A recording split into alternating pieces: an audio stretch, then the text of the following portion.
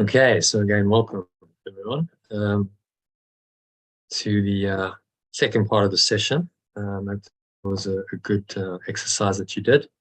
So now we're just going to have a look at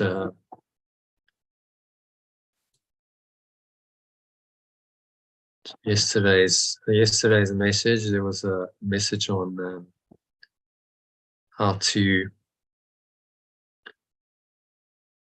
or different types of forgiveness, which is quite an important teaching. So we'll just go into that, and they'll prepare us nicely for the holotropic breathing session, which we aim to get stuck into at about 6-ish, roughly 6 o'clock. We'll start doing the prep for the session. So let me share my screen. Show me on the right one. Okay. And okay.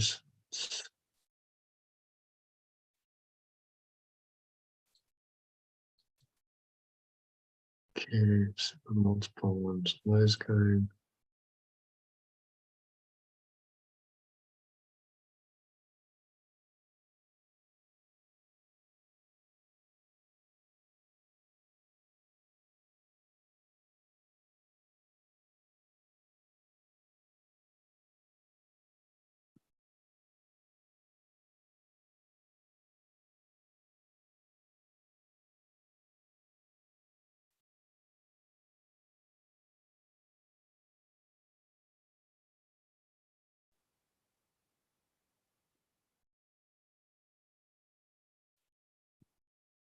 All right, so there we go, put that up.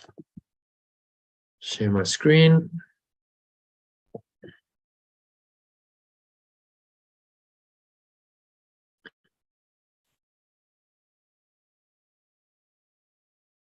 Okay, can everyone see that? Who would like to read the quote?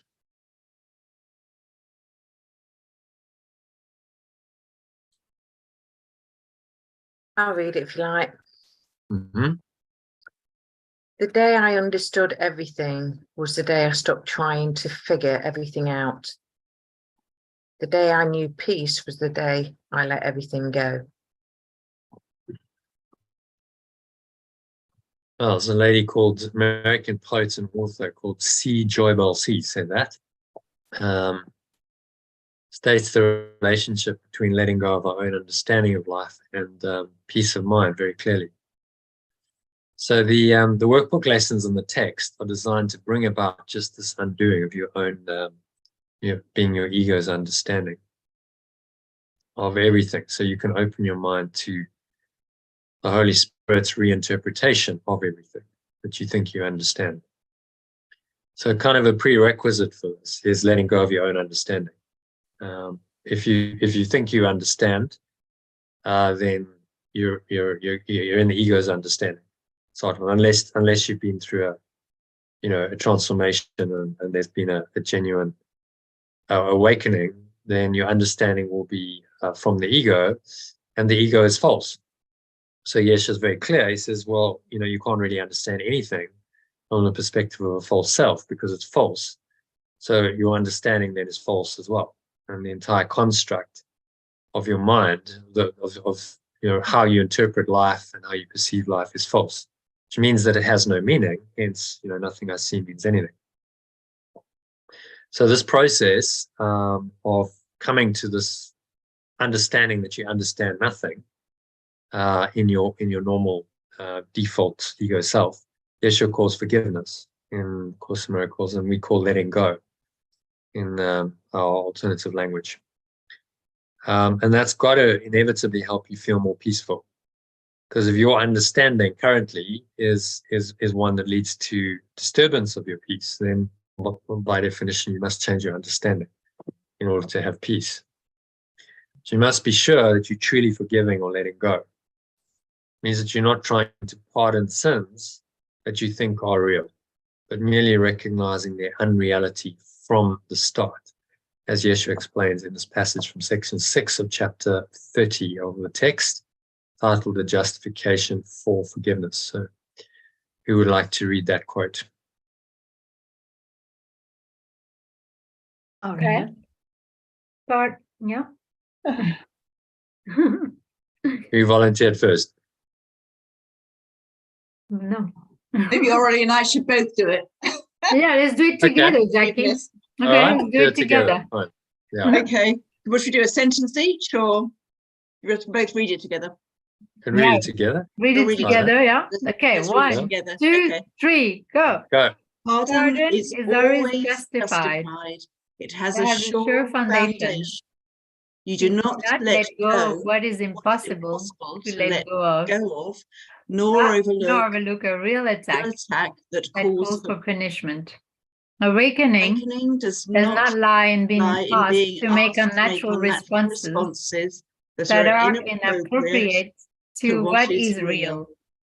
Instead, it it merely merely asks asks that that you you respond respond appropriately appropriately to to what is not real by by not not perceiving perceiving what has not occurred. occurred.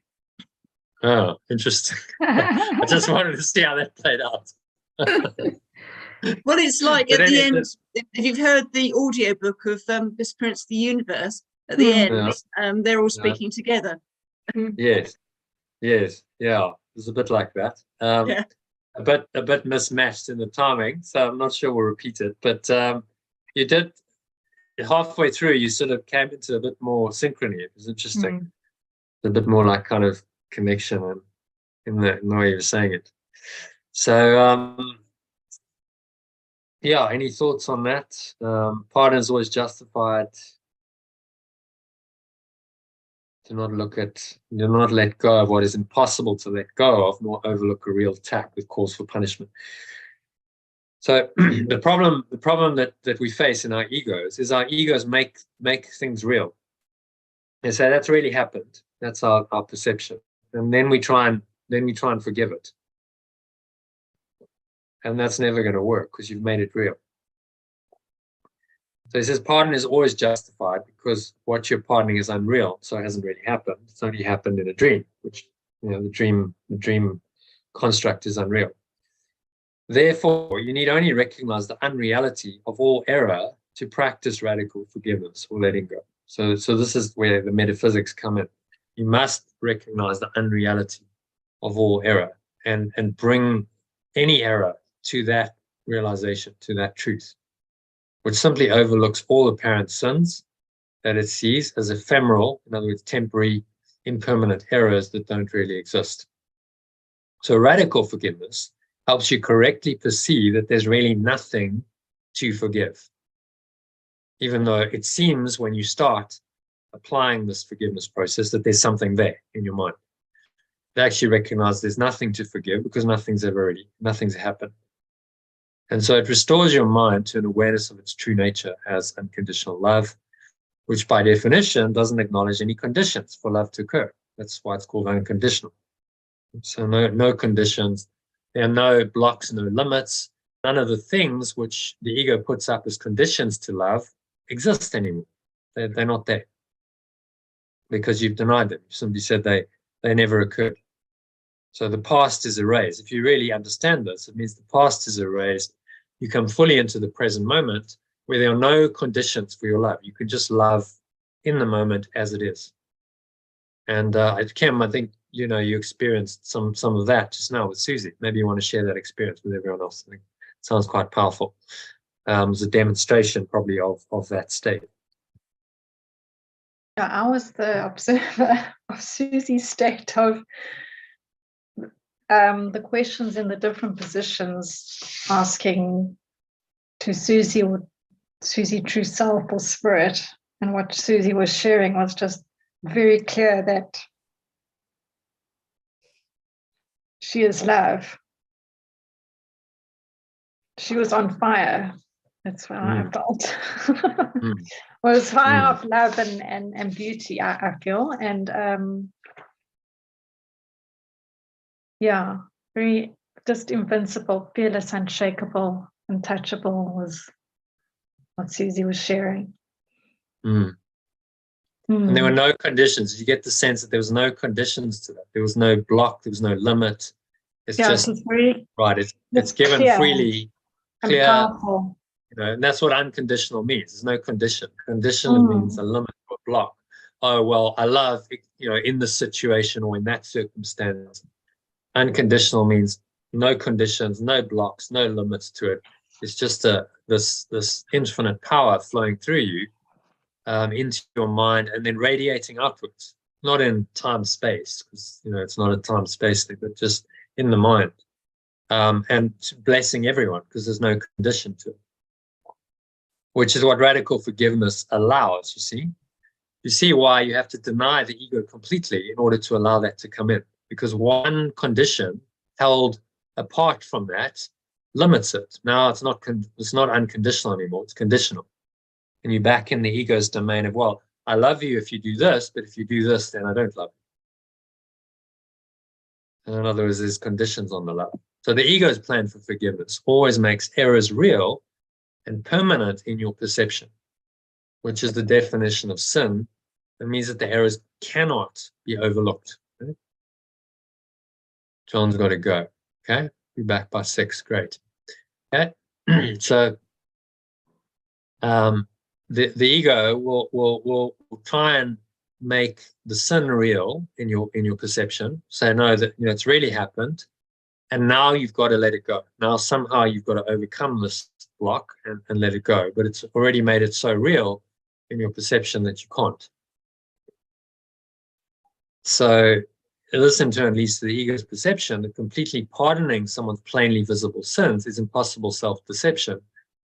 And then it offers some other options, which are lesser, much less than radical forgiveness. So I wanted to just explore those. So you understand, you know, the ego has a plan even for forgiveness, but it's actually ultimately in opposition to the plan of the Holy Spirit, which is for radical forgiveness and radical forgiveness alone. So plan 1 is called pseudo forgiveness, or Yeshua calls it forgiveness to destroy in the psychotherapy purpose processes and practices supplement to the course. Talks about forgiveness to destroy. So as the pious person in the right, you self-righteously pardon the sinner because that's what a good person should do. And these are in quotes. And this is what's going on in your mind. So if anyone's ever, you know, particularly very religious people are prone to this kind of thing. You might have experienced it. They say, well, now, of course, you know, I forgive you, but they look on you as a sinner. I forgive you, you sinner, for, you know, for doing all this evil stuff, and I'll pray for you, something like that, because that's what a good Christian should do. But actually, there's a inherent judgment in that you're a sinner and you need to be prayed for, and you know, somehow you're wrong, and you need to come into their way and repent, and you know, confess your sins or give your life to Jesus or whatever they believe, in order to make good. You need to follow, you know, their way of doing it, and so that's not really forgiveness at all. It's pseudo forgiveness. It's false, because really the person in their mind has condemned you. They've said you're the sinner, and I now pardon you, but I'm actually still perceiving the sin very much. That's uppermost in my mind. So that's what he calls forgiveness to destroy. You're actually destroying love in that process, and actually attacking the other person, which is why it doesn't feel particularly good when someone has, you know, is doing this to you, pseudo forgiving, or because a part of your mind knows it isn't really forgiveness; it's actually an attack on you. It's judgment and it's condemnation. So that's pretty clear. We don't need to spend too much time on that one. We all experienced it, and it clearly doesn't feel like love, certainly not unconditional love, because there's massive condition to it to supposedly attain any kind of forgiveness. Okay, so everyone clear on number 1? What, you know, that's ego, what the ego's plan is there and why it won't work.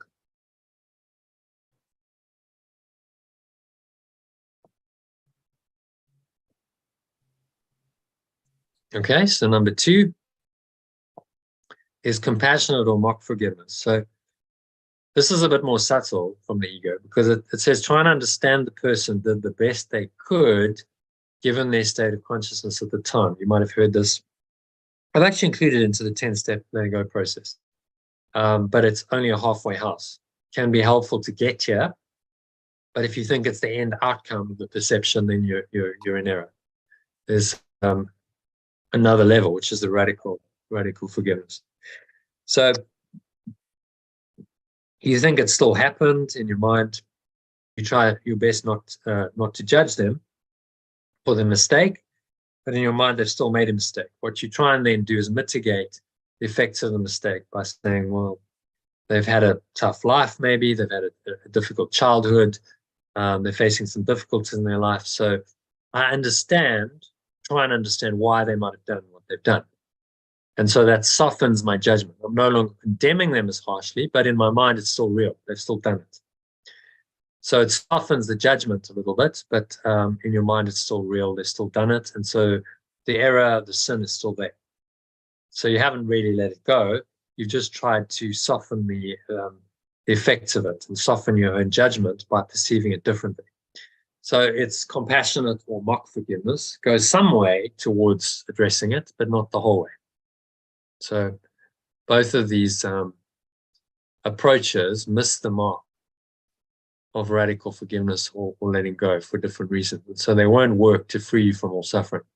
First approach is forgiveness to destroy. As I said, you can read about in the Song of Prayer, because it's really judgment and condemnation masquerading as forgiveness, designed to reinforce the separate and superior identity of the person bestowing the forgiveness. You know, I forgive you, you sinner, and usually done from a superior point of view because I'm not the sinner. So what they're really doing is projecting their guilt out onto someone else and saying, you're the sinner, you're the one who's going to be punished, and I'm off scot-free. But there's no genuine intent to let go of the judgment and the condemnation and be free of that. So it's not really forgiveness or letting go at all, which always entails a letting go of the negative thoughts and emotion in the mind of the person forgiving, but it's judgmental condemnation in thin disguise. So I think that's fairly clear, because healing happens through the unification of seemingly separate minds. Pseudo-forgiveness can't ever heal anyone, but rather reinforces the ego's separate identity in the minds of both the person who's pseudo-forgiving and the person on whom this pseudo-forgiveness is bestowed, as the imagined superiority of the person pseudo-forgiving over the sinner will be strengthened in his mind, while the sinner will sense that she is really being condemned by the other person, and will usually react to this pseudo-forgiving person based on her supposed guilt in a defensive, angry, or fearful way, which just strengthens her false self-concept of being a guilty sinner and her sense of being separate from the pseudo-forgiver. All of which destroys your peace of mind, happiness, and any love between people, which is why Yeshua calls it forgiveness to destroy. Okay, so is that clear on pseudo-forgiveness? Why that's just definitely not going to work. I think you'll be willing to accept that pseudo-forgiveness is false, never going to work to free anyone's mind from sin and guilt, but you may not be so convinced about the second type of forgiveness the ego engages, which I call compassionate forgiveness. After all, what's wrong with compassion, you may ask yourself. Surely this is a so-called spiritual quality and one we should be trying to cultivate. Well, this is where the ego, which remember is just a belief in separation, gets pretty devious and cunning, because on the surface of it, this seems to be perfectly reasonable. But if you're willing to just scratch below the shiny surface of this veneer, you'll see that beneath it lies the same rusted core. It characterizes all the ego's beliefs. So you might say, well, how so? Because compassionate forgiveness still assumes that whatever has seemingly happened to upset you has really happened. And now its negative effects in your mind must be mitigated by trying to understand why the other person did what they did, which assumes that he or she really did do it, and makes the situation the characters participating in it real to the compassionate forgiver, who will then still have a sense of being a separate person living in a hostile world, trying and struggling to forgive what is seemingly unforgivable, especially if it's something difficult. So it goes some way. It might soften your judgment a bit. Let's say you were abused as a child, and you might say, well, although it was really harsh, I can see that the person who abused me was traumatized themselves. They might have been abused themselves, and they were doing the best they could. So it softens the judgment, maybe makes you feel a little bit better, a little bit less harsh in your judgment and condemnation of them, but in your mind, it still happened. So there's still a victim identity. It still happened. It's still real. The pain's still there. And you just try to soften that pain and the judgment that's associated with it. So even though the compassionate forgiver is trying to lessen the negative impact of the seeming offense in his mind, which is a step in the right direction. If he still believes the offense was really committed, then the world and a separate identity operating in it remain real to him. So therefore, compassionate forgiveness is really a, so quote, halfway house between pseudo-forgiveness and the true or radical forgiveness that Yeshua teaches in the Course, which he summarizes beautifully in today's quote, which is, just see, we've got quote up here. Yeah, it's not him, sorry, it's so the day I understood everything, the day I stopped trying to figure everything out, the day I understood peace, the day I knew peace was the day I let everything go. So it's kind of saying, I don't really understand anything. I don't know how to do this. I'm willing to let go of my perception of it, my judgment of it, accept that I don't really know. And then you start moving into the domain of radical forgiveness and unconditional love. That's a good starting point, but it won't take you all the way home to the transcendent dimension of reality that Yeshua calls the kingdom of heaven, because it still makes the world and the sense of a separate self that is the ego real in your mind. Whereas radical forgiveness, on the other hand, gets to the root of the problem. Radix, the Latin word from which the word radical is derived, means root, by simply denying that anything other than unconditional love is real. So isn't it interesting that in our world, in the ego's world, radical, which actually means to get to the root of the problem, is considered dangerous. People say, oh, you're just radical. You know, it's not considered a particularly positive description of someone or something. You know, the radicals who are like terrorists, this is the implication. Radical, but actually radical is just someone who gets to the root of the problem and denies that that root exists.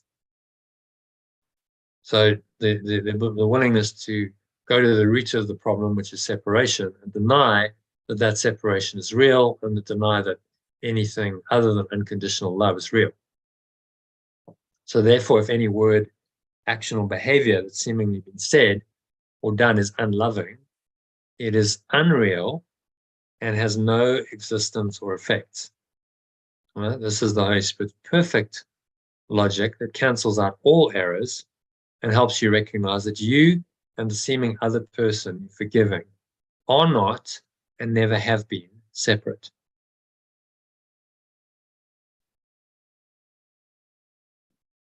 That's what radical forgiveness does. It says all the errors that never happened, nothing's ever happened to separate us, so there's no reason to remain separate. There are no conditions to my love.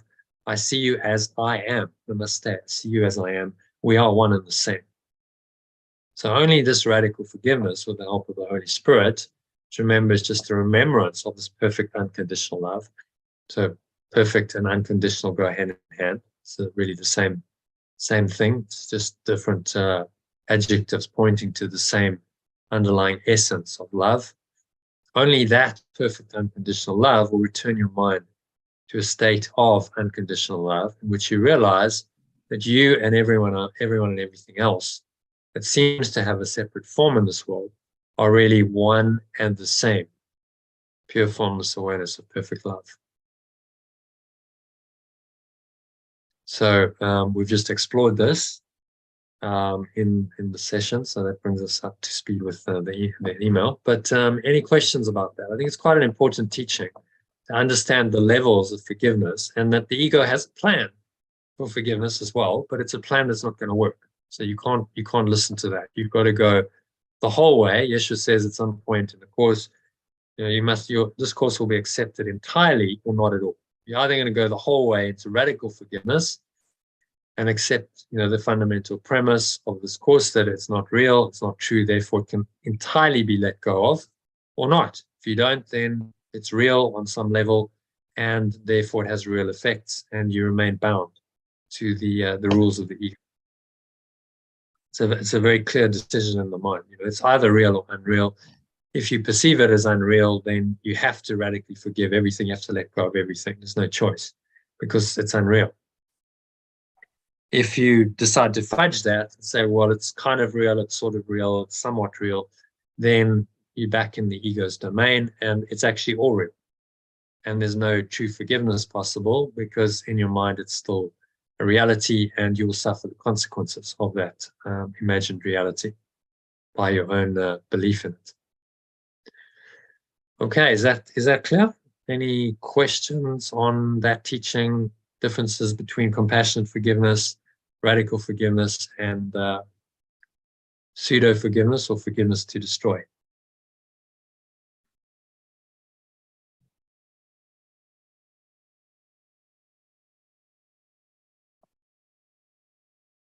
Okay, all clear. So, no questions. Let's just have a look at today's course lesson. There's another quote as well, so bring it up.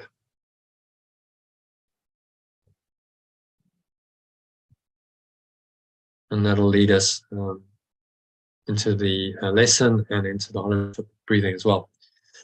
Okay, so who would like to read that? Who would like to read that quote? The human mind is an illusion, so it does not exist, even though it may seem to exist. However, the mind of God is the eternity of truth, which actually exists, although it has no form. It's actually entity, but that's quite a nice translation. Eternity. It's the eternity of truth. The eternity of truth. Yeah, well, it's actually the entity. That's the quote, but you could easily say the eternity of truth. The entity of truth. So he's giving it some kind of identity as truth, which actually exists. So this is the beingness. This is the ground of being, as has been called by some philosophers. Formless. It has no form, so it's pure, formless awareness of perfect love. So just another teacher pointing to the true nature of God. A guy called, I think it's actually, she's a lady called Wu Myung. It's a website there if you want to go check it out. Some interesting stuff on that site. But it could easily be a quote from A Course in Miracles, couldn't it? That could be a direct quote from the Course. You wouldn't know because it's saying the same thing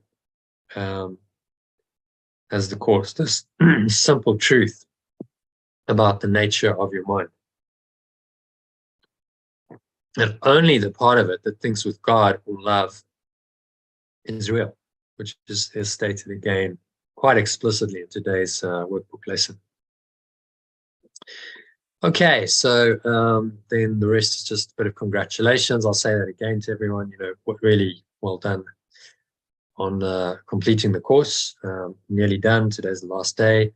All stuck with it and I think got some great benefits. So very well done, and just keep moving forward with this ongoing, starting tomorrow.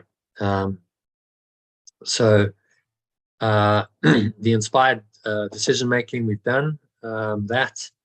The holotropic breathing I'll get into just now because we'll do that as part of the intro. There's some tracks there we're going to use, so I'll go through logistics of how this is going to work. But I think now I'd like to just have a look at the lesson, because that quote leads us quite nicely into the lesson, which is a powerful one, very nice one to finish the course on. My mind is part of God's. I'm very holy, or the alternative. So who would like to read that? Read the original, then the alternative, and then paragraph 1 for us.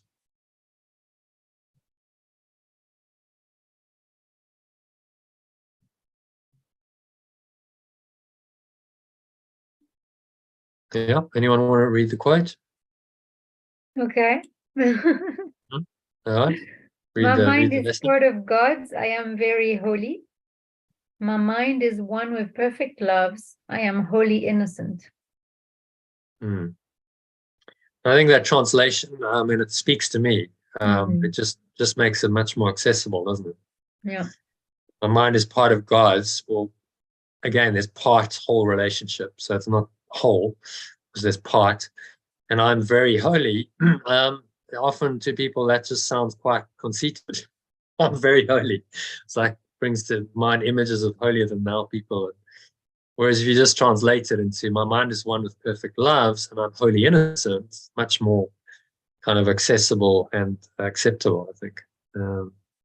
For me anyway, which is why I did the translation. So and do you want to read paragraph 1 already in the original and then the alternative? Okay, so today's idea does not describe the way you see yourself now. It does, however, describe what vision will show you. It is difficult for anyone who thinks he is or she is in this world to believe this of himself or herself.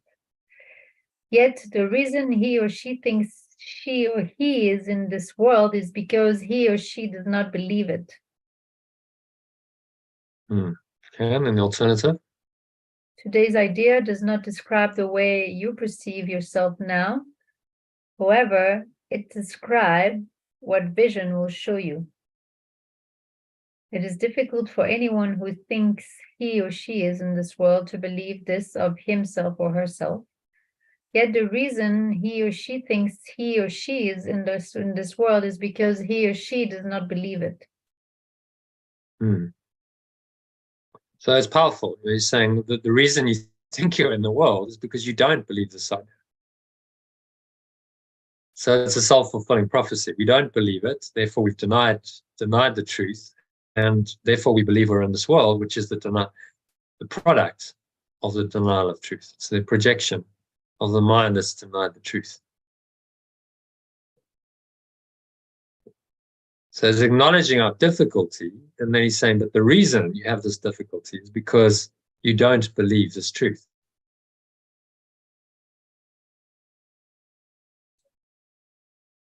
Does everyone follow the logic? So the causation behind the difficulty is because you don't believe the simple truth that's been stated in the lesson.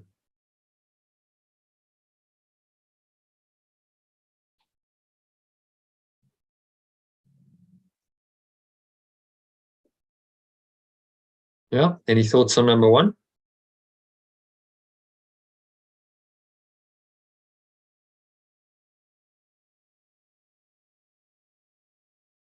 Okay, so let's have a look at the slide, first slide that Elaine kindly sent us. So identity equals our place within our environment. Who would like to read that slide? Let's ask someone else. Christine, maybe, you haven't read. Christine, would you like to read for us?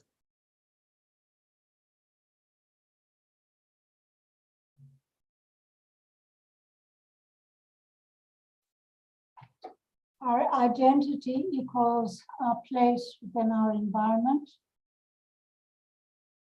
3 things that shape our identity. 1, how we see ourselves. We see ourselves as a physical entity. 2, where we see ourselves. To make this physical entity seem true, we then surround ourselves with the physical world. In such a world, how could we possibly doubt that we are a physical entity? And 3, how we interact. The basic identity, physical entity, is determined by our physical environment.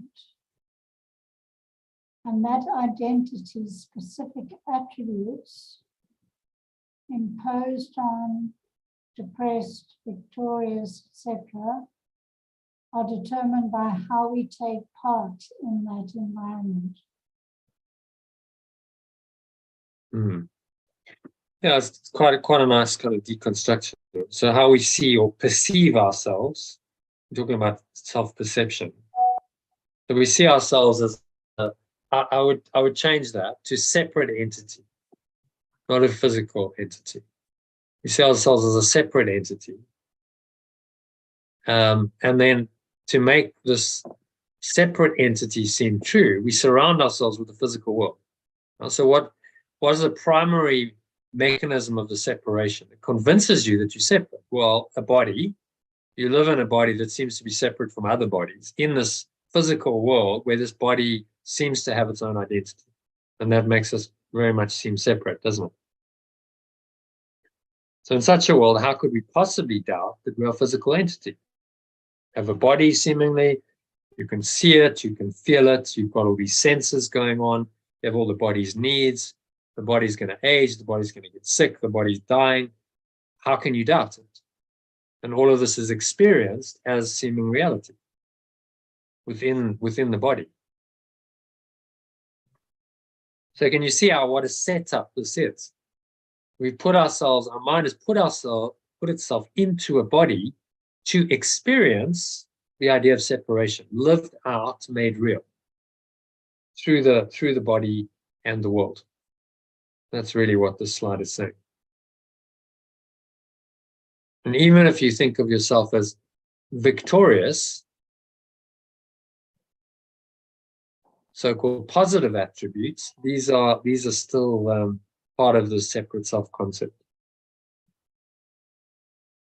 which is why you're trying to become a better separate self never works. Oh, well, I'm a courageous self, or I'm a victorious self. If you define yourself by that, that's your ultimate identity. There's no escape. You could say in part of your blueprint for values, I'm courageous. But that's just a quality coming from spirit. And it's temporary. You're not courageous in eternity. There's no need for courage in eternity. It's only a useful quality now. So it's important that you understand, the difference between the levels. Like the use of the values. The values can be helpful here, but they're not ultimate truth. I'm not victorious or courageous or whatever the description is in ultimate truth. I just am that I am. Right? It goes beyond language.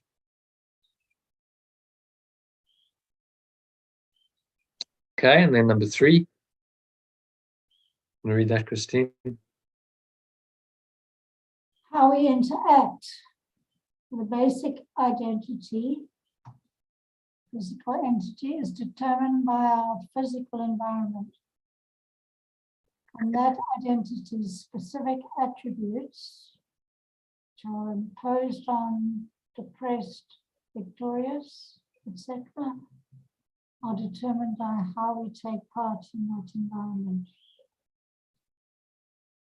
So what it's saying really, if we look at our integral model, which is here, it's saying that we are primarily physical, and our reality is dictated by what happens on the external level, in this external quadrant, in the external quadrants. So this paradigm says, no, you're a body, you're separate, you have a separate self associated with this body, including a brain and a body, and you're now really at the effect of the external world.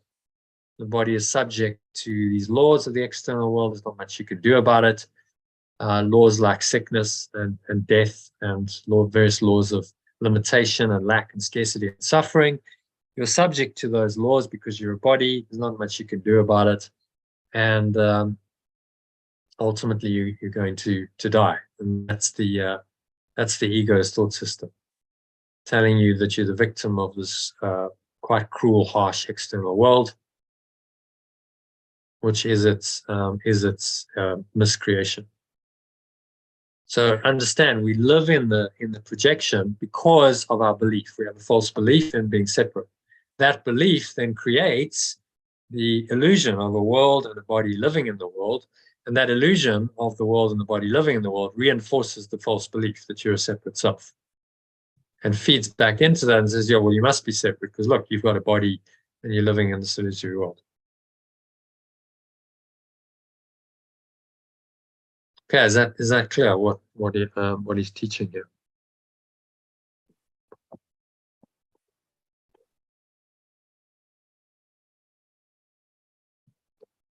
Okay, so let's go back to where are we? Today's that one. Which tab are we on? This one. There we go.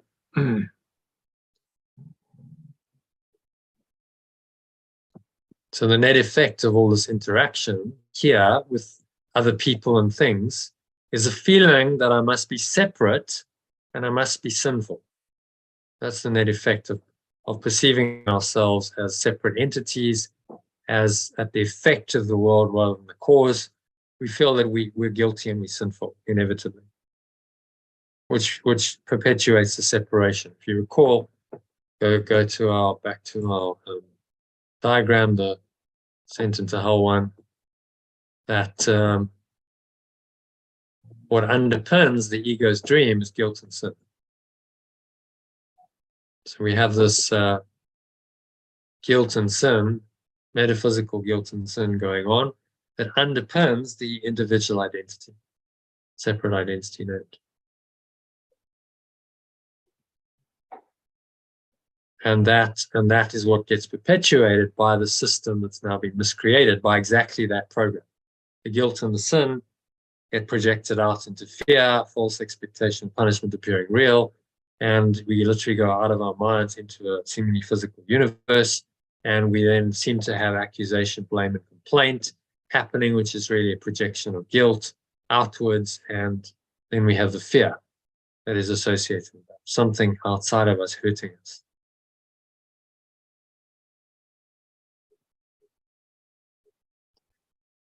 So you can see the genesis of the thought system there. There's a very clear connection between being separate, the idea to separate, see where it comes from, idea to be a separate self, and that idea to be a separate self then projects out and manifests in the physical world, and you now have seemingly a body and an individual identity within that world at the very bottom of the ladder, and you believe that you are a victim of an unfair world. That is, by the way, the lowest self-concept that you can go to. That's the ego's base self-concept. I'm a victim. I deserve to be punished. I'm unworthy of love. And that keeps you separate from everyone and everything else. So you see in this diagram very clearly, in another form, what it's essentially saying here. So you see how the basic identity is determined by a physical environment. That identity-specific attributes are determined by how we take part of the environment. So it's not me and my mind. It's all about the external world that's coming in and seemingly affecting me. So if we take another view of this, another one of our diagrams, which we refer to quite often, is this one on page 12, Levels of Mind, Instrument for Peace. And so you see that there are these layers of the mind. It's, if we believe that we're externally oriented, then we believe that we're at the effect of the world. So the world comes in with all kinds of crazy stuff. We perceive it, and now we say, well, because I perceive it this way, I now feel this emotion, and I feel this thought, and it strengthens the belief. But actually, the perception is a miscreation of the mind. It's being projected out, and then it comes back. into perception. And now if we have a belief system based on what projected it, that's just going to reinforce that same belief. And so around and around we go. We strengthen the belief with the projections. That makes sure the belief is strengthened, so we project out more. So it strengthens, and the emotion, thought, and underlying belief are reinforced. Okay, is that clear? Clear on the difference between these thought systems.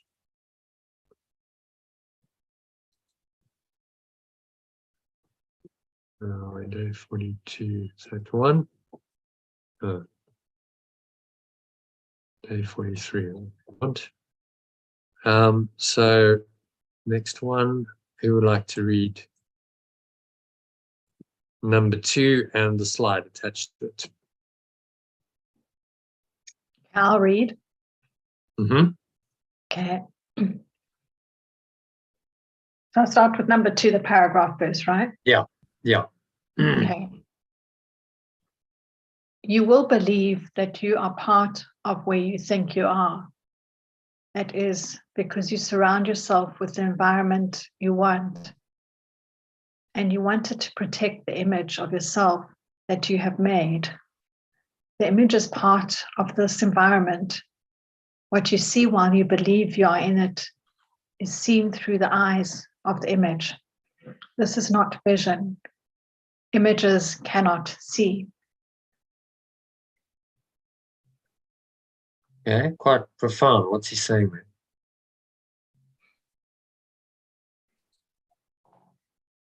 I think that we, as long as we are in our ego selves, we believe the image that we're in our environment is true. That's who we are. That's what we believe in that space. Yeah. The image is a self-concept that you made up. So it's an image of your mind, which isn't true. Image implies it's just an image. It's not the ultimate truth. Image of yourself that you have made. So it's a self-image, and that self-image gets projected into the body. And so that self-image is now part of the environment that the self-image has made to support it. Now, the self-image needs a home. It needs a home in an environment that it's made up, which suits it.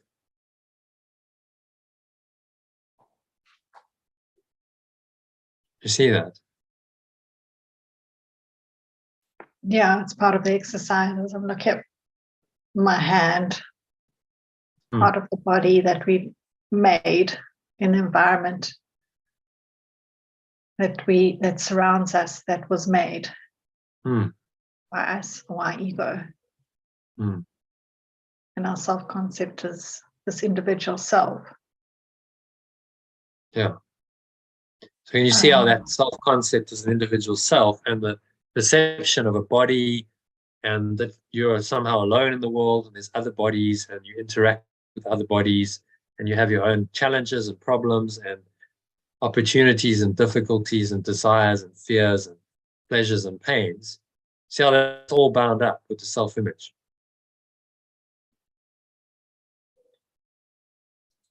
Yeah. But it's not vision, isn't it? It's not our true self into pure formless awareness and light.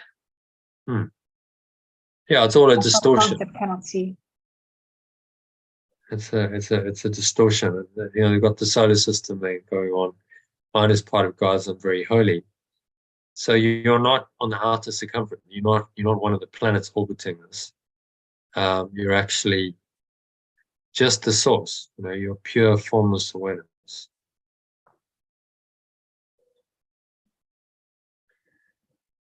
So welcome. Okay. I'll read that. Yeah, read the slide.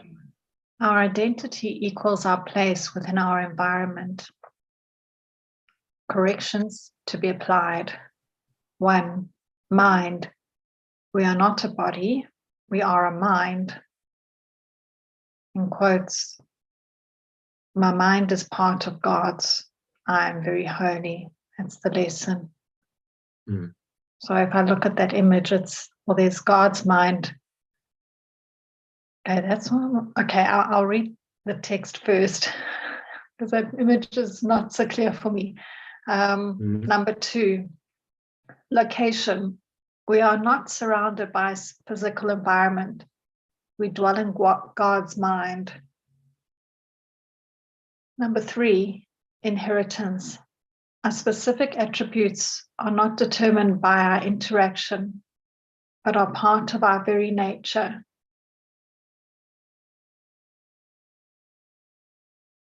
Yeah. Net effect So- of this. Yeah. Net effect of this realization, a feeling that I must be holy. Mm. I'm just looking at that image. It's like the images where it says my mind is part of God's, I'm very holy, which here it looks like the sun, central, and it's light. So I can see that we're not, and it says here, we're not surrounded by physical environment, we dwell in God's mind, but there is some things orbiting. I don't know if that's our perception of what's going on. I'm not sure what's going on there actually. Yeah, okay. So they're using a solar system to try and demonstrate the idea. So at the core of it lies the essence, your true essence, which is the source. So you journey from the outer rims of this, solar system that's things are orbiting. So these are like layers of mind, really. Okay, well, I have the mental, emotional layer, thoughts, and so on, and it's about going into this and becoming one with it. So you're no longer separate from it. You no longer have the idea that you're a body, because bodies can orbit, But if you're no longer a body, then you're pure light.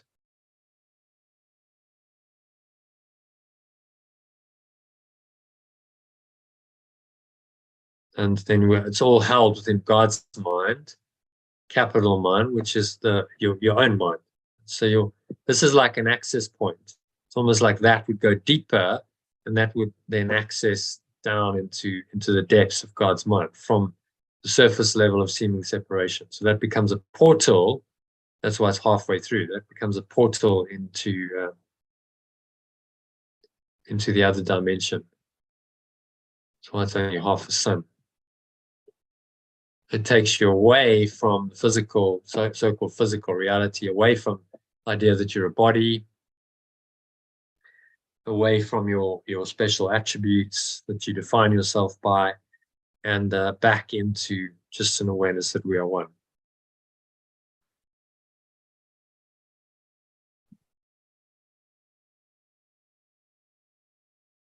Okay, so is that a bit clearer? Yeah, so it's almost like there's these layers of maybe a concept, but now the core that's the core, where it says my mind is part of God's and I'm very holy. Yeah. I'm very holy, and we reinterpret that. Very holy means wholly aware. Or I'm very innocent.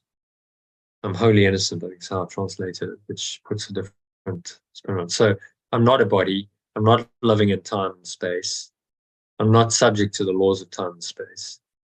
So anyway, you're never going to get out of them, because otherwise they're seemingly real.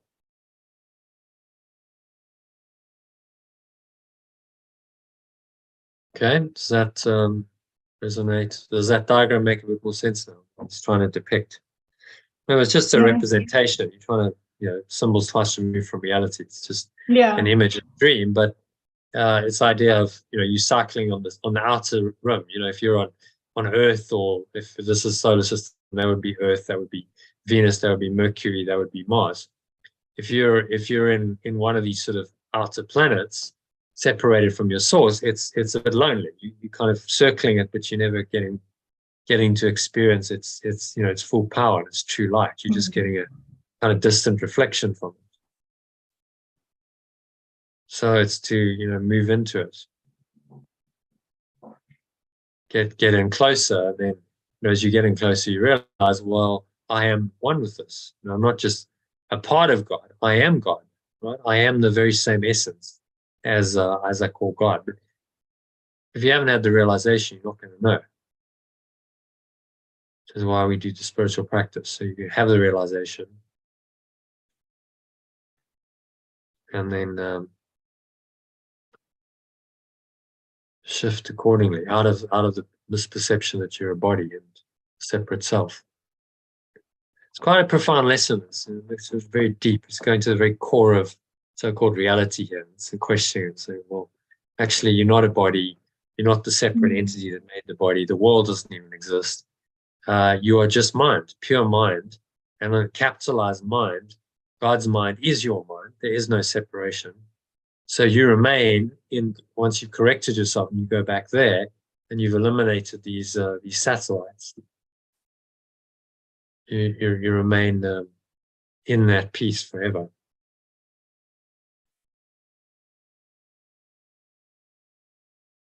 Okay, so any other questions on the slide? Questions, comments? Understand what he's saying? Oh.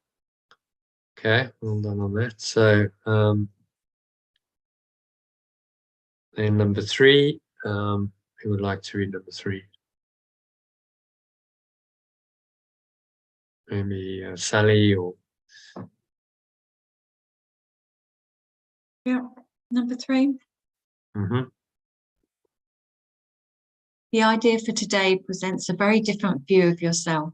By establishing your source, it establishes your identity, and it describes you as you must really be in truth.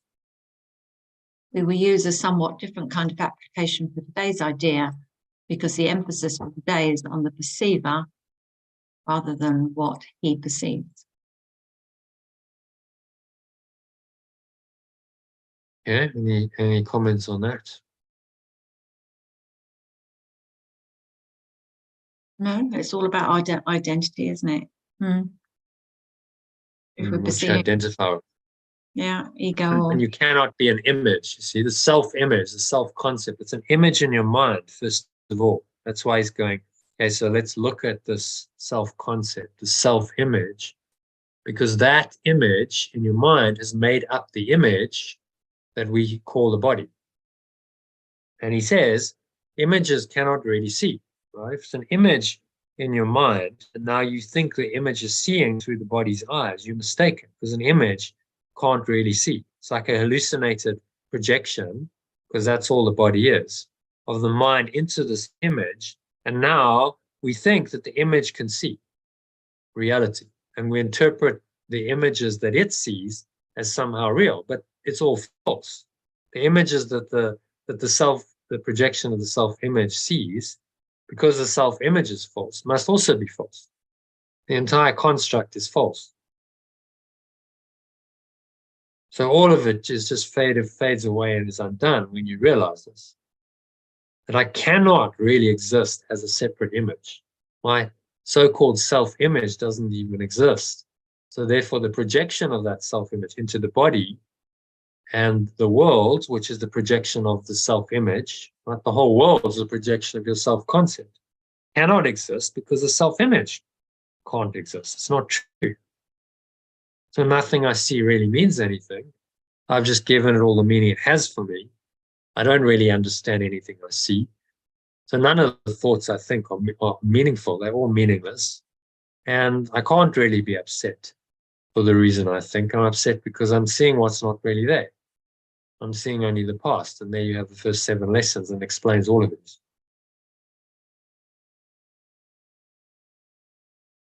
I must only be the source. You know, the true self beyond images, right? There's no image in the self. It just is what it is.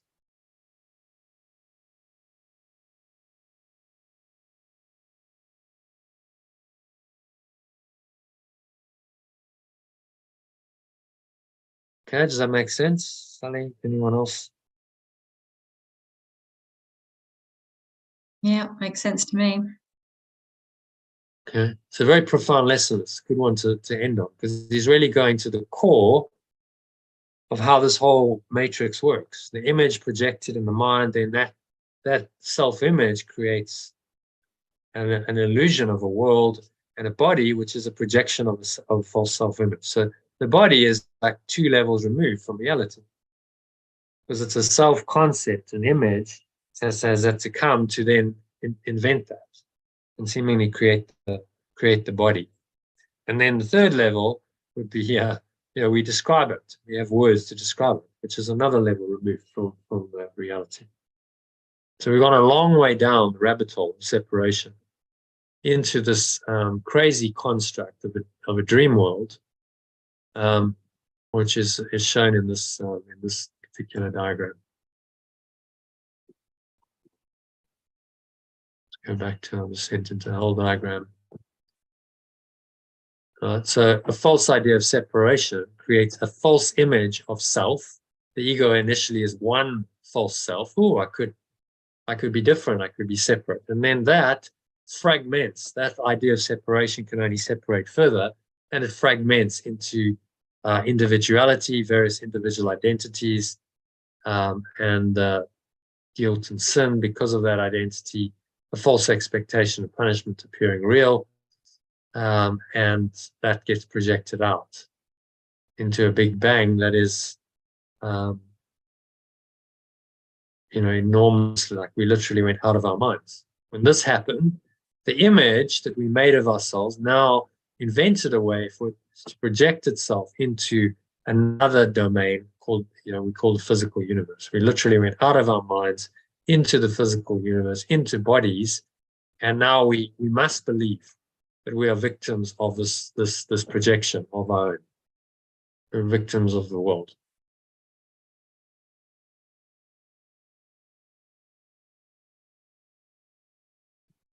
Okay, is that logic clear, everyone? How that works? It's important you understand it, because it's pretty key to understanding the whole course of metaphysics and how it all works. Okay, so there's 43.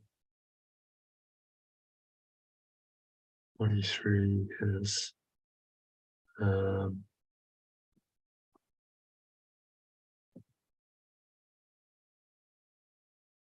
lose my place. Where's that gone? No. Anyway, we'll just go back in here. For some reason, it's disappeared. Okay, so moving swiftly on. So we've got the image number 4 then. So this is practice. I'll take you into some practice now with it. You're going to include various ego-based attributes to ascribe to yourself. So naming your game might help you a lot. If you got that feedback, you might want to just glance through it. So those are the negative attributes. You got a whole lot of positive ones. When we did the flip exercise, we flipped the flop.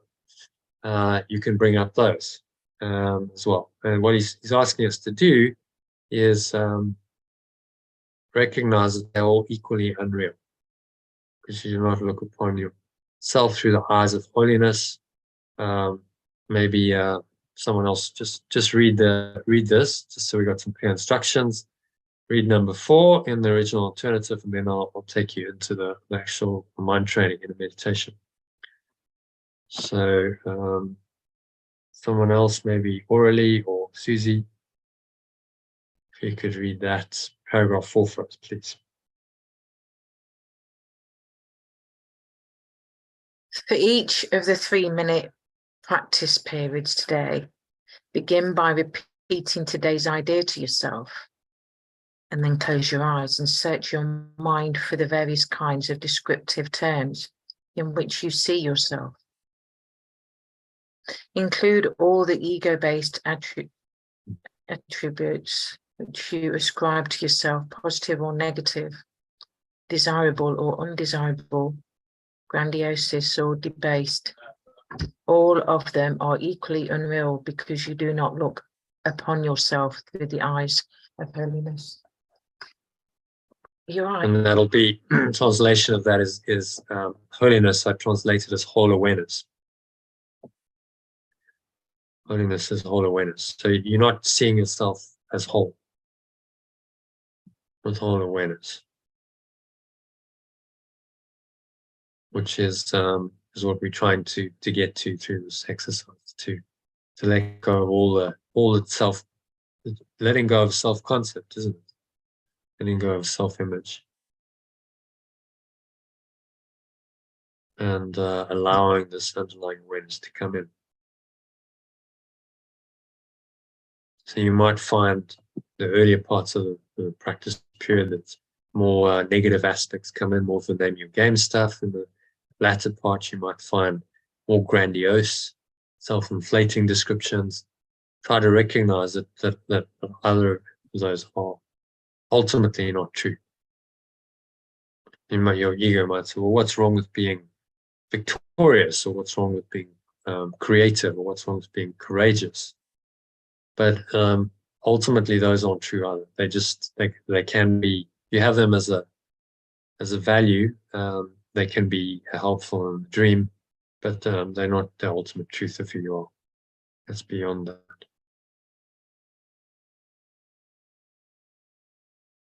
So it's just the exercise designed to get rid of all that self-concept, self-image, and then you're able to find the truth, the underlying awareness, which is deeper than all of that. Okay, so any questions on this one? It's pretty simple, again, simple but profound, because he's asking us to deconstruct our self-image, our self-concept, which is behind the entire world. Let it go and come into the underlying awareness of our truth, which is beyond all self-concept. We just experience ourselves as pure formless awareness, perfect love. It doesn't have labels. It doesn't call you anything. It just is. So see if you can access that isness without label, without name or definition. Just experience it in this meditation. Okay, any questions on this? Comments, questions on the lesson? No? So we'll go into 20-minute meditation on it now, which will take us to just after 6, and then we'll have a short break and then prepare for the holotropic breathing. Okay, so everyone ready? I'm going to meditation now. So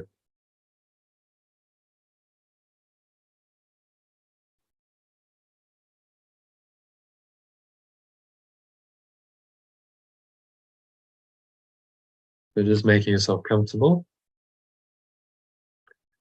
Sitting with your feet shoulder width apart, back straight. Just cup your hands in your lap, close your eyes, and start off by taking a nice deep breath in through the nose. So breathing in, noticing how the stomach rises and the chest rises and the subtle flow of air in through the nostrils. Clench the sphincter muscle, you lock the energy in, draw the energy up the spine, feel this warm wave of energy rising up into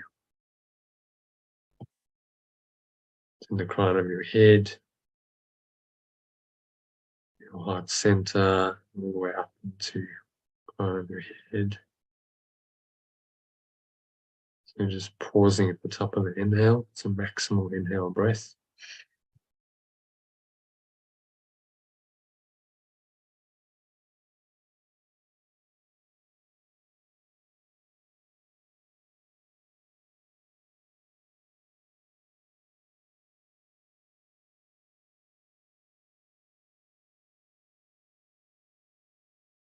So just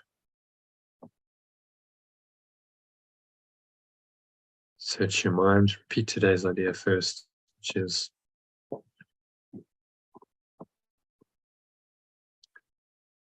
my mind is part of God, so I'm very holy, or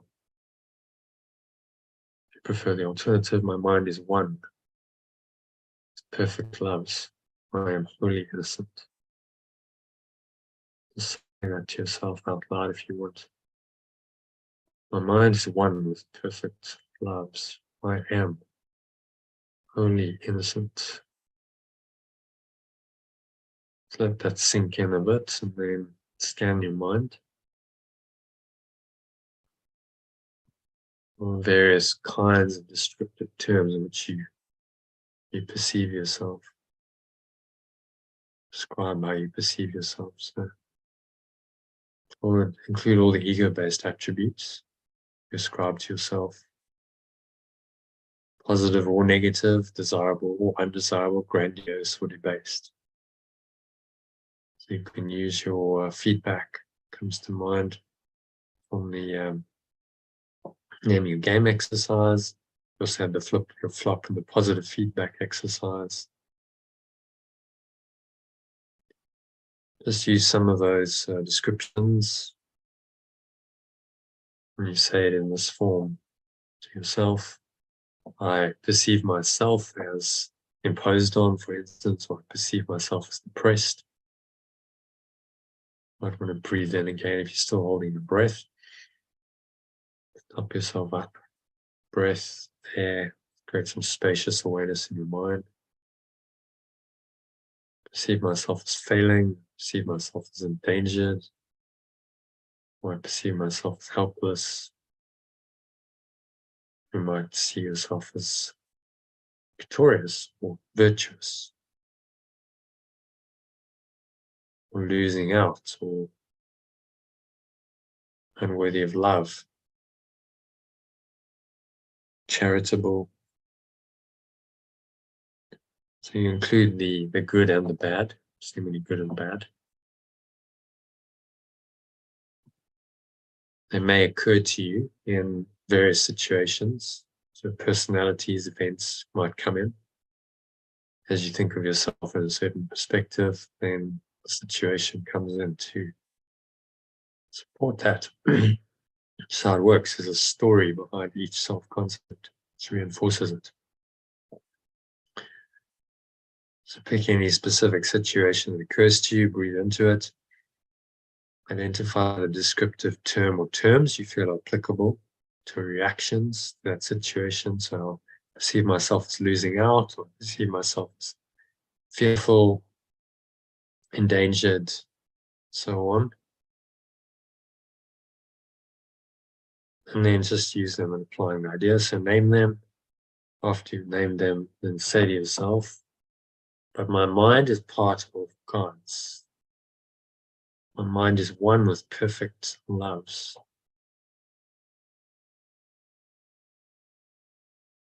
I'm very holy. Or if you prefer, I am wholly innocent. And then exhale.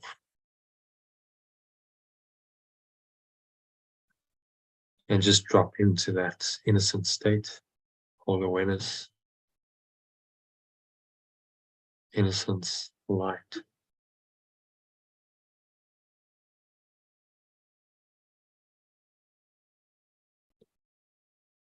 Nowhere else to go, nothing else to do. Just bask in the innocence and light of who and what you really are.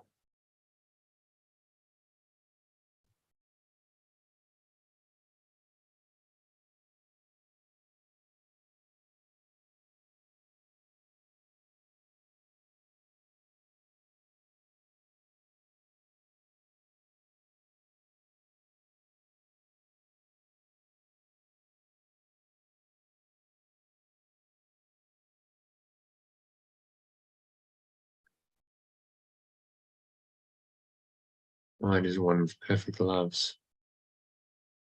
I am wholly innocent.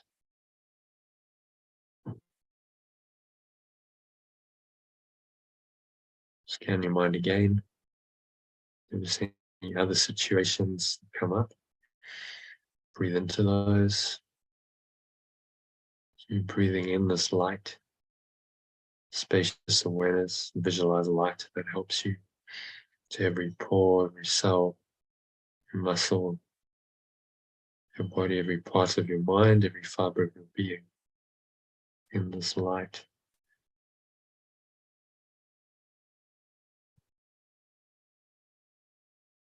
And you are surrendered into the light and wholly aware in this light. And then into this light, bring anything else might come up in relation to the situation.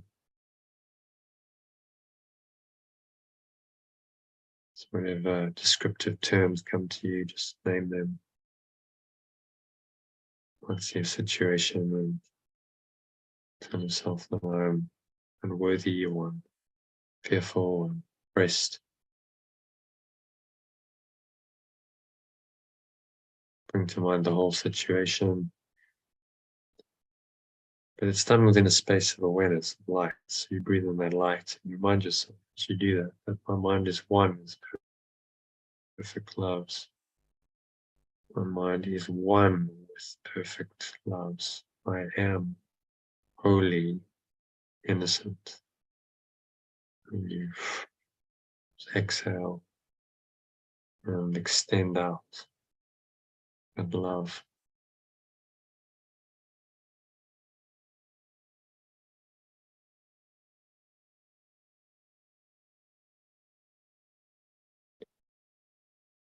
Radiating out to all the sonship.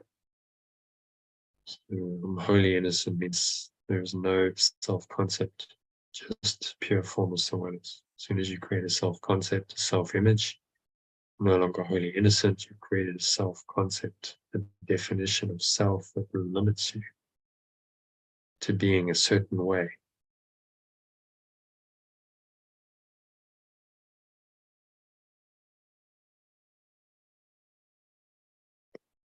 And so you just rest, say one more time, mind is one with perfect loves. I am wholly innocent. Say it out loud if you want.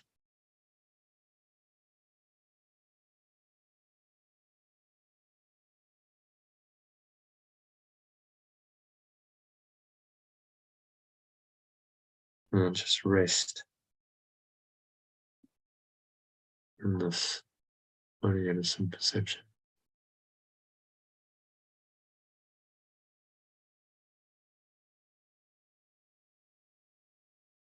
Wholly innocent awareness of yourself as you are, without conditions, without names, without stories attached, without these self-descriptions, self-image they imply, none of that. It's all dropped. And you simply are what you are. Just in a state of pure, formless awareness.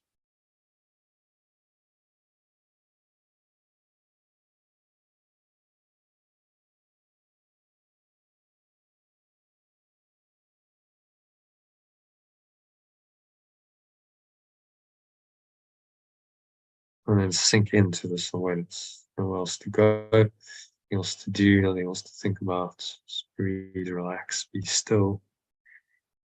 Surrender into this deep awareness.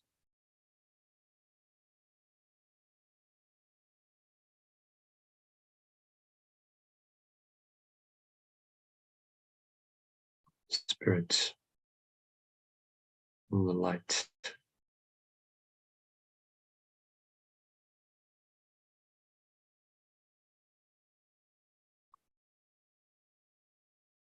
That you are.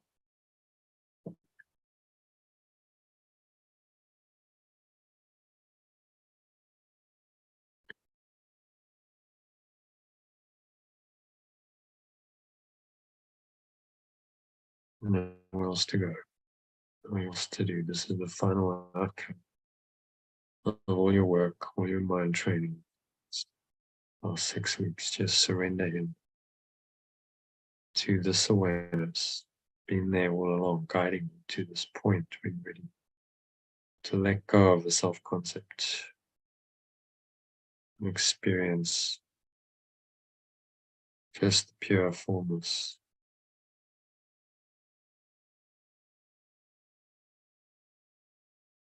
awareness of perfect love.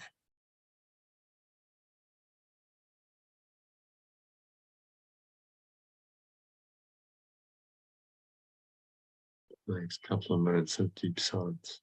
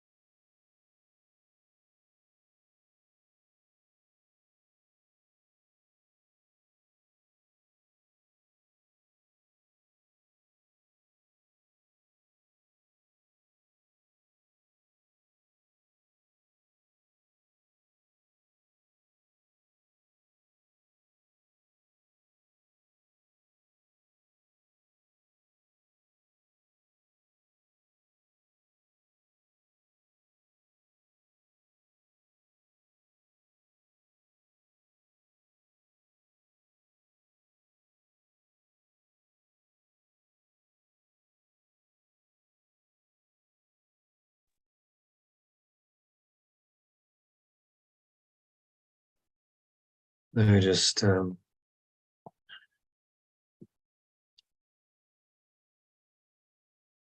gently coming back into an awareness of the body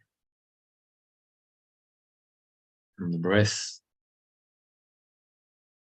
and the senses and the world. And on the count of 3, Open your eyes.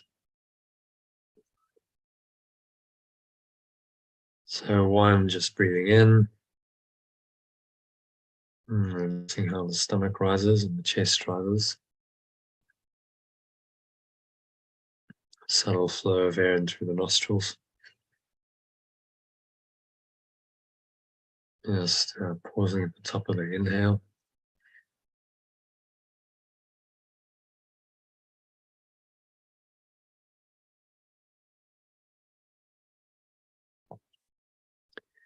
Scan your mind again. For any of these attributes that you ascribe to yourself, any self-concepts, negative or positive, grandiose or debased, attached to any personality, situation, or events. So I perceive myself as whatever it is, losing out, helpless, a victim, or maybe virtuous, charitable, compassionate, kind, and be willing once more just to let all that go, because beyond it all is pure formless awareness, perfect love that is beyond description, beyond name. It is a pure experience. Say, but my mind is one with perfect loves. I am wholly innocent.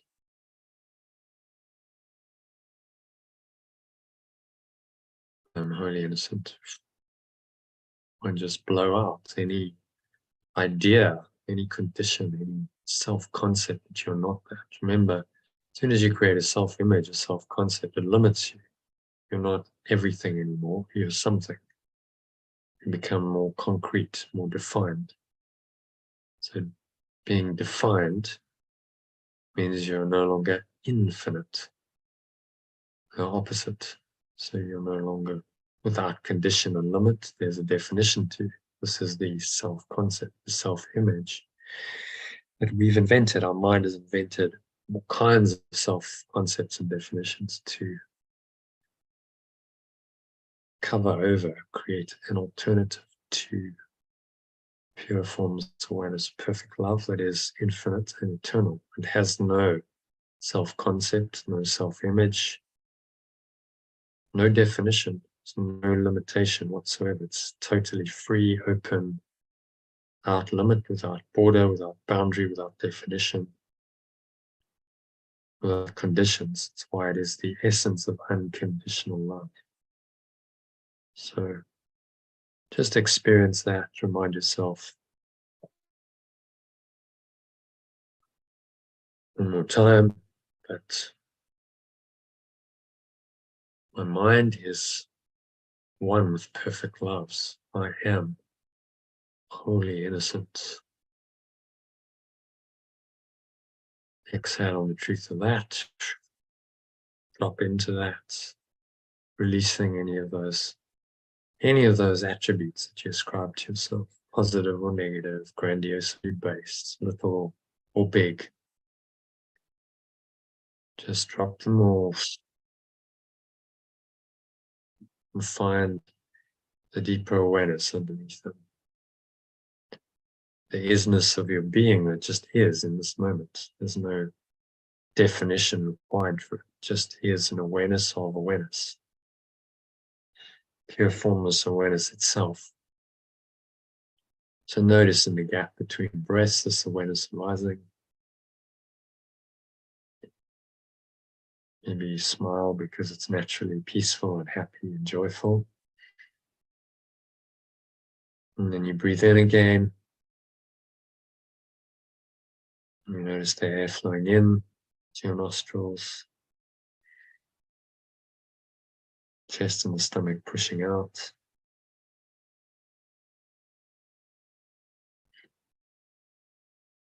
Energy rising up the spine into your heart center. to the crown of your head. So noticing all these subtle sensations of the breath and the body. Bring yourself back into that awareness, body awareness.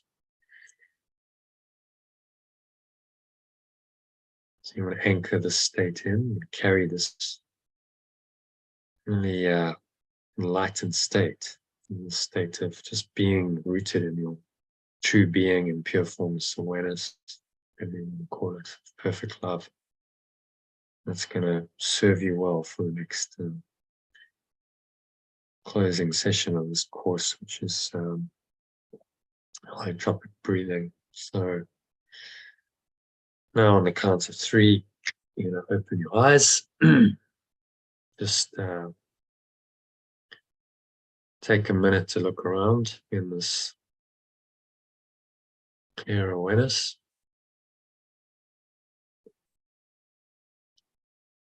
Just observing whatever's in the room around you, and whatever comes to mind. Any concepts, any judgments of anything is really a projection of your self-concept. So remind yourself that my mind is really one with perfect loves. I'm wholly innocent. And therefore I cannot judge. I don't judge, I don't name, I don't label, I don't do any of that because I cannot judge. I'm wholly innocent, and so my perception is wholly innocent.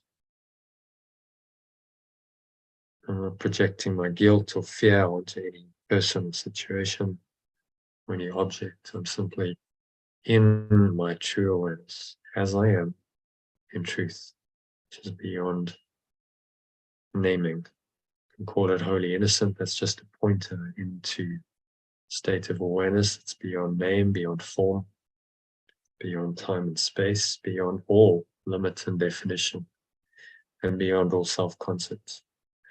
And that's where this course is designed to take you into that awareness, so that you have that experience, and ultimately only that experience. That experience exclusively is enlightened awareness. So when you're enlightened and one step away from God, just merging, allowing God to take the final step to merge your mind back with its and become one again into this one mind, as we call pure formless awareness, perfect love. So that brings us to the end of the meditation and the second part of our session, really. So yeah, any comments on the meditation? Anyone want to share? Otherwise, we're going to go. Anyone need a break, a little comfort break, 2 minutes before we do the holotropic breathing? Maybe I'm just going to prep you first for it. So I think let's prep for it, and then you'll probably need to just go maybe get some blankets, some cushions and water and stuff. So then you can take a comfort break if you need to. Okay, so let's have a look at holotropic. A bit of stuff further up in the email, I think. Can get there. So don't know if you watched the video, anyone, but the holotropic, this is a good video there by a lady called Diana Medina, who has been into holotropic breathing as a student and teacher for over 20 years. So if you haven't watched it, watch it tonight or tomorrow. Some good stuff there. So holotropic breathing is, I'll give you a little bit of background to it so you know where it comes from. So it's a breathing modality technique. So a guy called Stanislav Grof, who's a transpersonal psychiatrist, came up with in the sort of 60s, been going quite a while. So he was at that time experimenting with the effects of LSD, which is a hallucinogenic, on patients. So he was treating them with small doses of LSD, and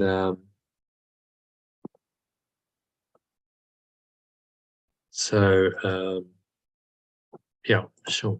No problem. John wants to come back in. From the waiting room. Hi, John. It's good timing. We're just about to start holotropic breathing. So, just talking about Stanislav Grof, I was a personal psychiatrist, and he was experimenting with LSD effects on patients. And he found that towards the end of the session, he would do these long, sort of 6 to 8 hour sessions with them. And towards the end, as the effects of the drug started to wear off, they would start spontaneously breathing quite heavily, which he found quite interesting. And he sort of observed that it would kind of perpetuate the state, it would carry it on, which got him to thinking that maybe there was a way to get into a similar kind of altered state without the drugs. They then banned they banned LSD for medical uses sometime in the late 60s or 70s, early 70s, because it was associated with the whole hippie movement, and the drug was being used for recreational purposes, and it clearly, you know, had some dangerous side effects if it was not used correctly. So he couldn't do it anymore. But it opened up a door into another modality, which is breath work. So he then began to explore this kind of breathing, deep rhythmical breathing, and that over time developed into a therapy on its own, which they've called holotropic breath work. So this is holotropic breathing. Breathwork is the holotropic breathwork is trademarked, so I don't use that name. It's holotropic breathing. Holotropic comes from the Greek word holos, which means whole, and trepein, which means to integrate different parts. Let's just check on that actually. Holotropic meaning.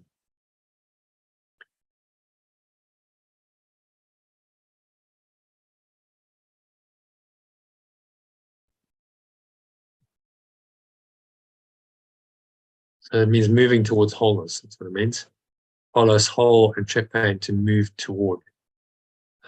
Moving toward wholeness. So the primary principle is that the healing comes from within the person who's practicing the breath work. So it's a pretty simple technique. There's nothing like breath work is pretty simple, which is what I like about it. You're going to lie down on your back, palms facing upwards. Ideally, in a workshop environment, you have someone who's sitting with you. So if you have someone who can do that in your physical environment, great. Bring them into this and ask them just to sit and hold the space. If not, then I'll do that for you remotely. I'm going to be guiding you through it. So just listen to my voice. So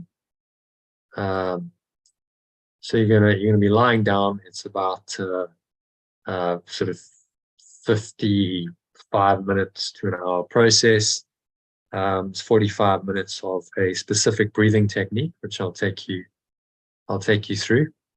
And that breathing leads to healing. It leads to a lot of can lead to a lot of physical and mental symptoms. So I'll just take you through some of it. So you're aware of it. You can get pins and needles. You can get numbness in your body. You can get tingling sensations throughout your body. Your body can start moving. Energy can start moving through your body. You've seen people gyrating, kind of up and down, raising the chest. You can get kind of a locked up feeling in your hands. Some people's hands kind of lock up with their energy, because you're moving very powerful energy. So it's about bringing in a prana energy into the energy system that is the body. And because you're breathing, with so much force, the energy's got nowhere to go but into the system, and then it creates these kind of symptoms. But it's all designed really to flush out, tends to flush out any kind of negative energy that's sitting there, that's resident, and bring it up into awareness. So you might have thoughts, emotions, strong emotions coming up. Physical symptoms can include, as I've just been through, but also changes of body temperature. You can experience pain, particularly in areas where you've had some kind of past trauma or injury. it's all part of a healing process. It brings awareness into the areas of the mind and body that need that healing awareness. And it's a fantastic process for focusing that awareness in a short period of time. One chap who used to do it he did quite a lot of research on it because that was what he did. And he said there isn't really anything comparable to it in some of the other religions. He was into Buddhism. He said, maybe I think you can go deeper with this process in 1 hour than some Buddhists have been with the normal Buddhist meditation practices that they do in an entire lifetime of practice. So it can take you very deep, really, through the levels. We go into, we look at the levels of mind diagram. This is can take you very quickly down through the levels from perception down through emotion. So you might go through quite a lot of emotion because you're cutting through that level. Just know that it will pass, whatever the emotion is. Can be very positive. People have experienced great joy. So, that's a positive emotional state of being. But you go through that and then often into thought. So thoughts can come up and core beliefs can come up. You can really get more insight into your core belief that can come up. So it cuts you through all of the layers, and you can get down to the very core where you can experience something of your true essence. Had one chap who was very kind of left-brained. He was an ex management consultant, been an MD of a company that went to management consultant, so very like left-brained. And he had a profound, experience. He came back, he was crying. He said, I've just experienced God. That's all I can say. He went deeply into a non-dual, pure formless awareness of perfect love. And he said, I know what love is because I've experienced it. So it can take you right to the very core. Everyone's experience is different, so have no expectation. It is what it is for you. Your mind works in a unique way in its separated state. So you will have a different experience from other people. That experience is what it's meant to be for you today. And the next week, if you did it again, it would change. No experience is ever going to be exactly the same. So you can't really predict what's going to happen. He'd had a pretty average experience the first time I did it with him, one-on-one, and then in the group, he had this profound experience. Who knows why? It's just how it goes. It's not a predictable modality. You can't say, well, I do this and get predictable results. Which is one of the reasons why I don't think it's been embraced by psychiatric and psychotherapeutic community, because it's not predictable. It takes you into areas that they're not comfortable with necessarily, into mystic awareness, into transpersonal areas of the mind that are not well documented, into mystic experience, which is what we want. We ultimately want a universal experience of truth, and that this can give you that. So that's why it's an appropriate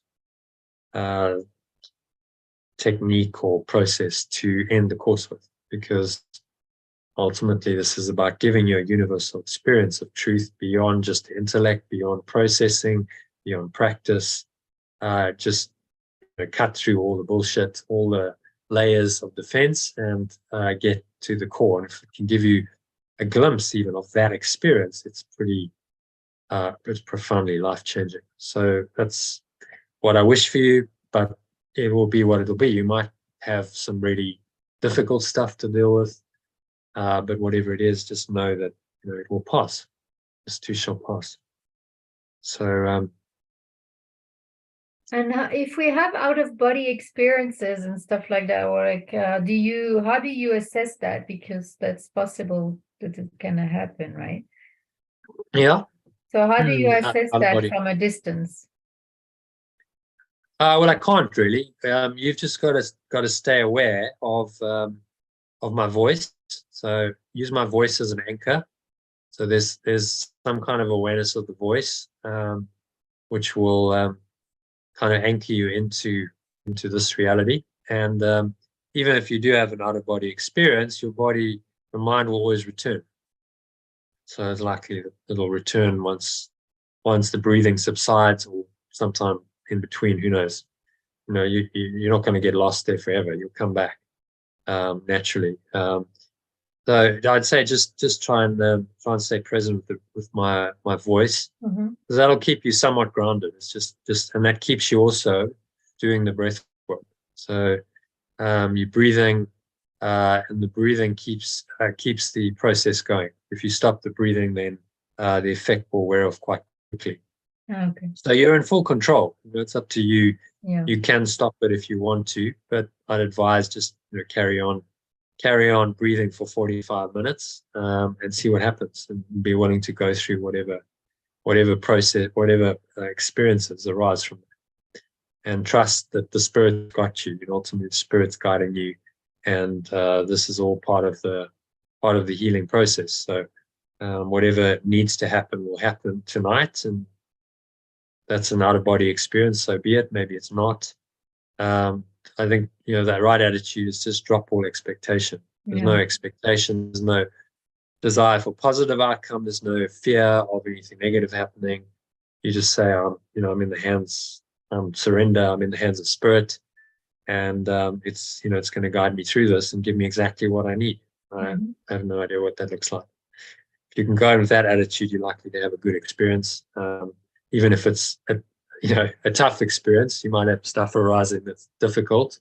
It's a good experience because you're working through it, and there's a lot of healing that can come through this modality. Yeah, I've had deep experiences every time. Yeah, you've done it before.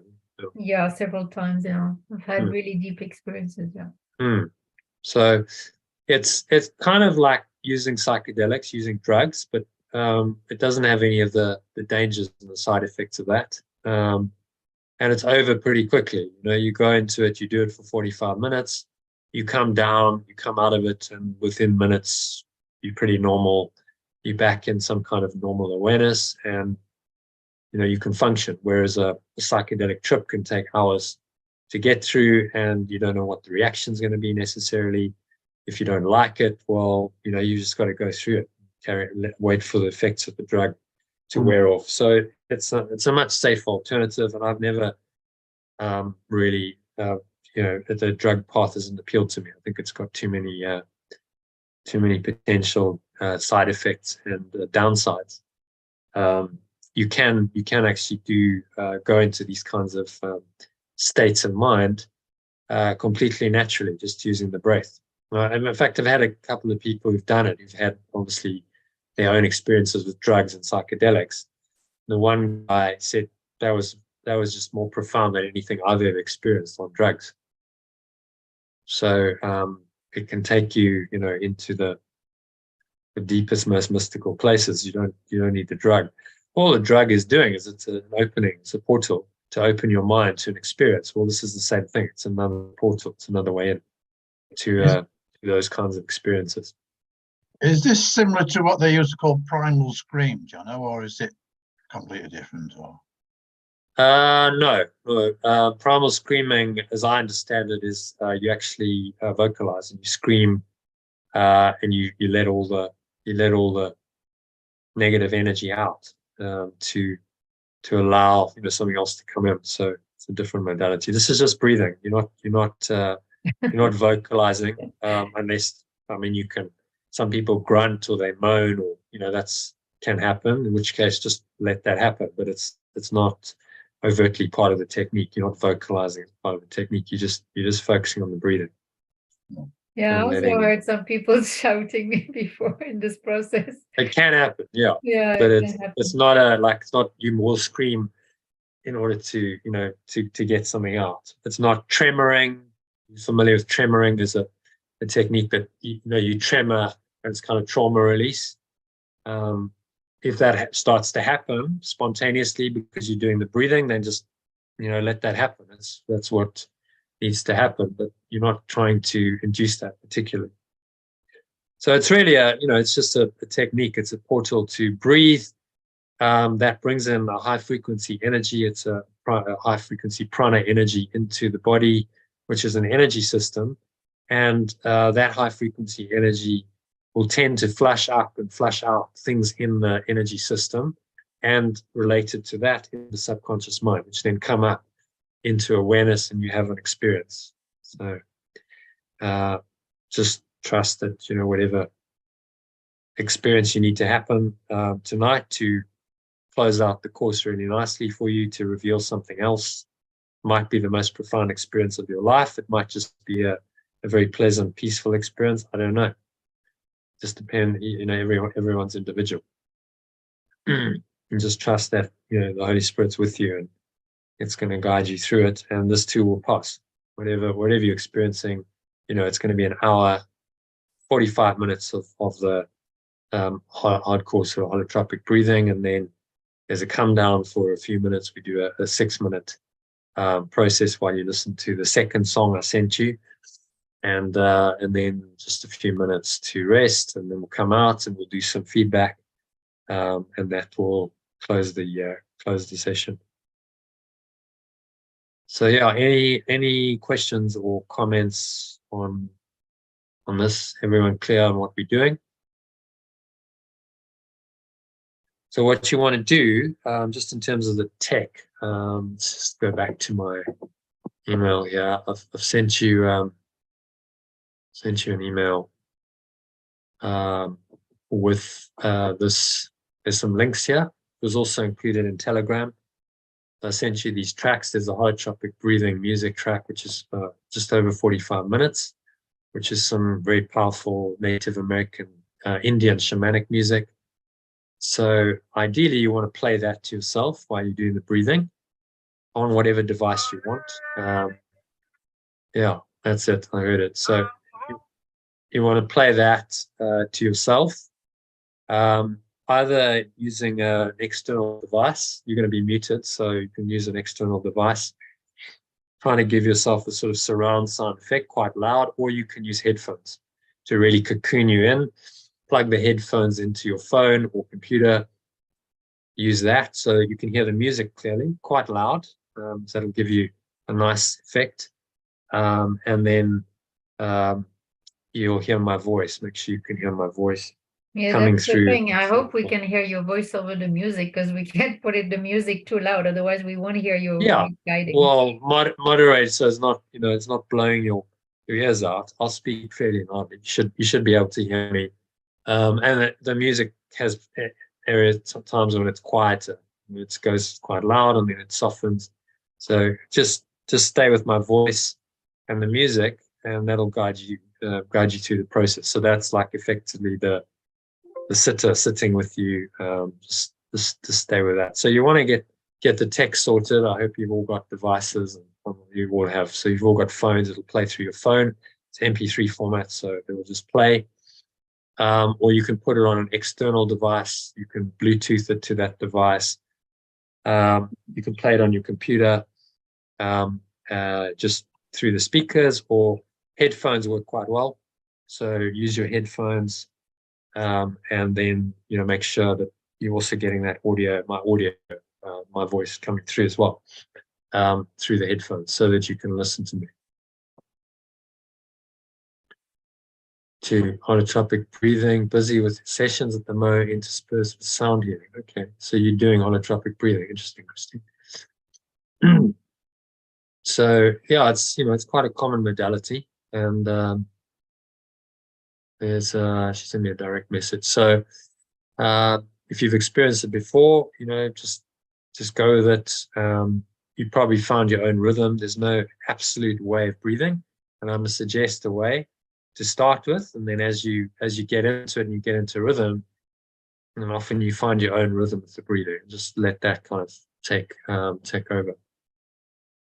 So yeah, how the breathing works, I'll just demonstrate. You're going to be lying down, remember, on your back, and you're going to breathe in. We're going to do it through your mouth. If you need to switch to nasal breathing because the mouth's too intense, then you can do that. You're welcome to do this through your nose.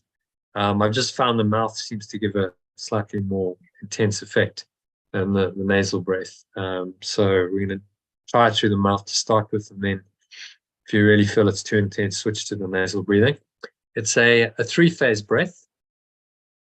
So you breathe in to the sort of lower chest area, lower stomach, chest, like that. Then second phase of the breath into the middle chest, and then third phase into the upper chest. Okay, so 3-phase breath, and then 1 exhale out through the mouth, and then you repeat.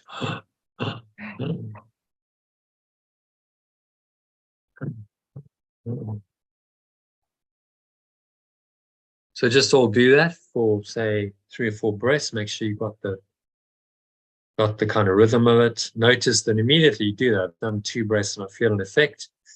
You might feel a bit like lightheaded. Starts to have an effect immediately. And as I said, if that effect's too intense, you can switch to nasal breathing. Do we need both through the nose? Do we need both downloads, both this primary holotropic and the second? Ideally, yeah. The second one is shorter. It's just a 6-minute track at the end, but it's a nice way to close the session. So it's a track called 100,000 Angels, which is really nice. Way to just sit, and you're going to just breathe normally and allow the music and your breath just to bring you back. So you don't absolutely need it. The first one's, I'd say, pretty important. Second one, if you can't do it, then don't. But if you can have both of them and put it in sequence on your device so that one plays after the other automatically, you can put it in a playlist, or if you set it so that it plays one track after another, then it should do that. Then it'll move straight into the second one, which is a nice kind of relaxing, healing track, which a lot of people find very moving. So yeah, for the optimal experience, if you can get both.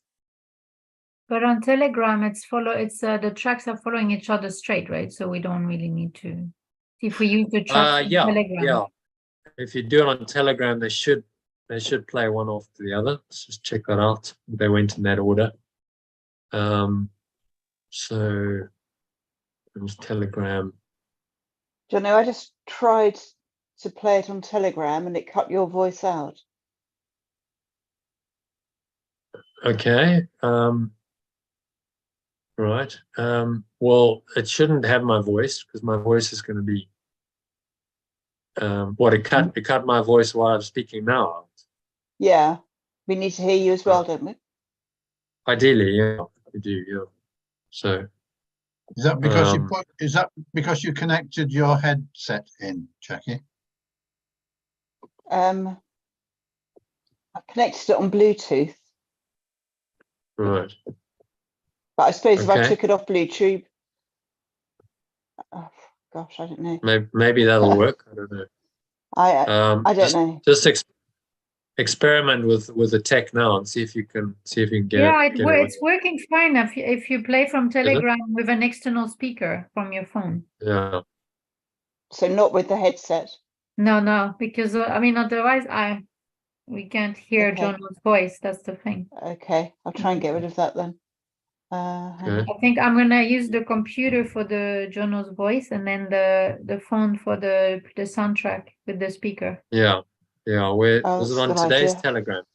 I lose track. Oh, there we go. Yeah, on today's Telegram. So Telegram plays one track to another, doesn't it? It just goes from the one to the other. Yeah. So it should just, if you start when I say, it should go for the 45 minutes and a bit, and then it should go straight into the next track. Yeah, it's playing. I know exactly how long it is. And so I just do a 45 minutes, on the 45 minutes on the first track, and then I it'll take you into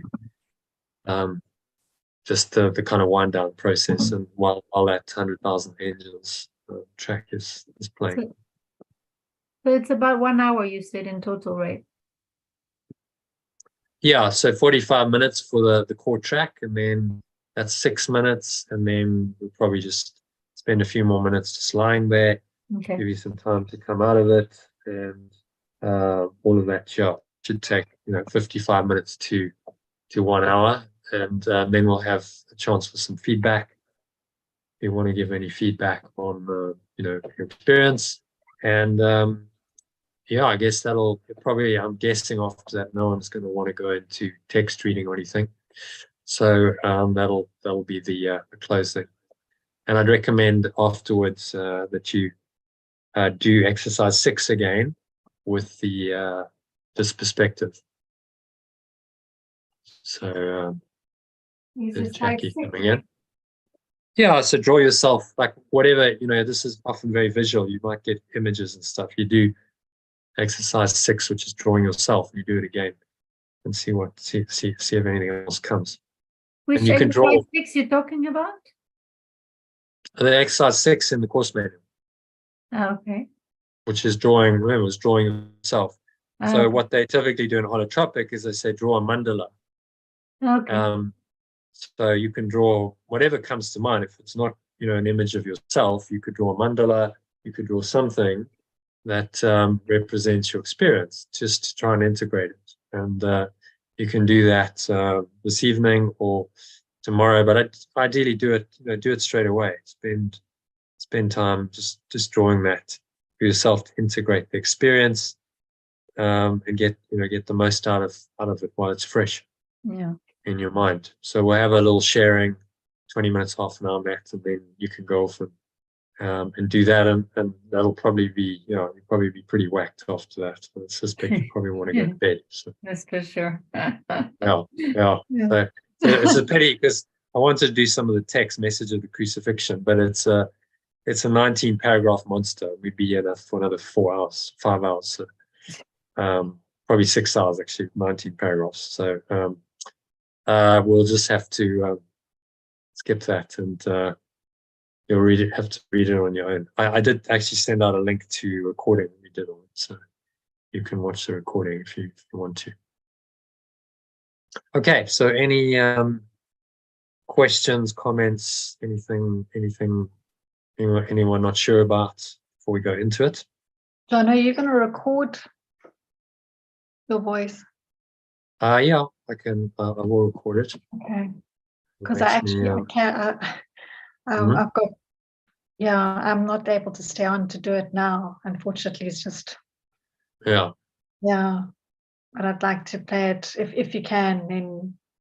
Yeah. Mm. I record it straight to Telegram, so it'll be on the Telegram group, Okay. as well as on. I'll record it to my computer as well, so I'll have it on that. But the Telegram recording, those are reasonable ones. So you'll have it on Telegram. I'll label it after the session, and you've got the tracks, so you can do your own, and do your own session with my voice and replicate it, and you can do that afterwards anyway. If someone's done the session, you can replicate that yourself. You've got another quite powerful transformational technique you can do in your own time. Yeah. Okay, so are you leaving us, thank you? For tonight. Okay, I'll see you tomorrow. I think we've got a session on the radio. I'll see you tomorrow evening, is it? Afternoon? What time did we say? I can't, I'll check it out. I'll check it out and send you a message. Okay. All right. Thank you. So, Enjoy it as well. Yeah. Thank you. Good night. Everyone. Have a amazing session. Thank you. Have a good one. You too. Bye. Bye. okay, so everyone else staying? All in it? Have you got the text sorted? You just need to get that set up. Make sure you can play the recordings, and that you can lie down. So you want to lie down on the floor, on your bed, get a cushion. So you might want a cushion for comfort, nothing too big. You don't want your head to be too, but just a cushion or a pillow and a blanket, because your body temperature can change. So even if it's warm there, Christine and Elaine, is Elaine still in the room? Let's see. So Elaine's still there. Yeah, Elaine. So Christine and Elaine, even if it's warm, I've known people in South Africa where it's pretty warm, it's quite a hot day, and they get cold. The body temperature can change. So get a blanket. You can always throw that off or put off of it on, during the session, and make sure you're comfortable. Oh, there's Lynn just in time. Okay, so that's good.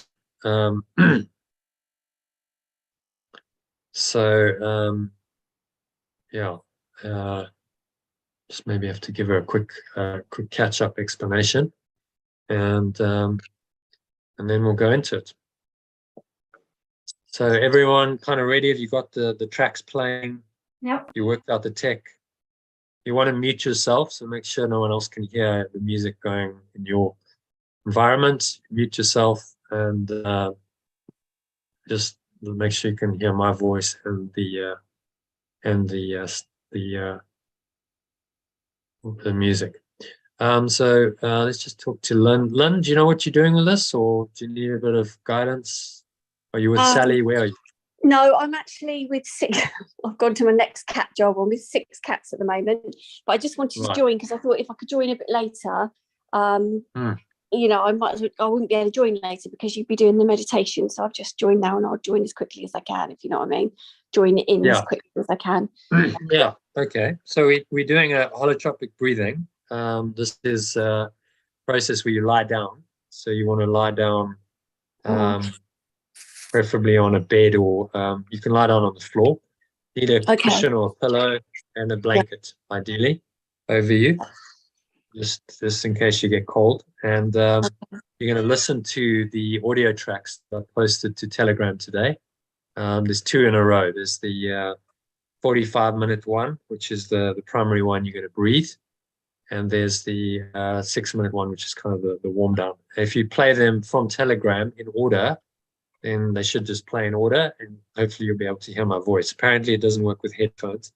You use headphones. So just use your device if you're on a laptop or on your phone. Laptop's probably better, give you better speaker quality.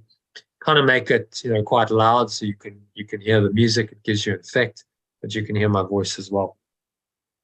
And the cats, I don't know what the cats are going to do. I don't know if you can put them away.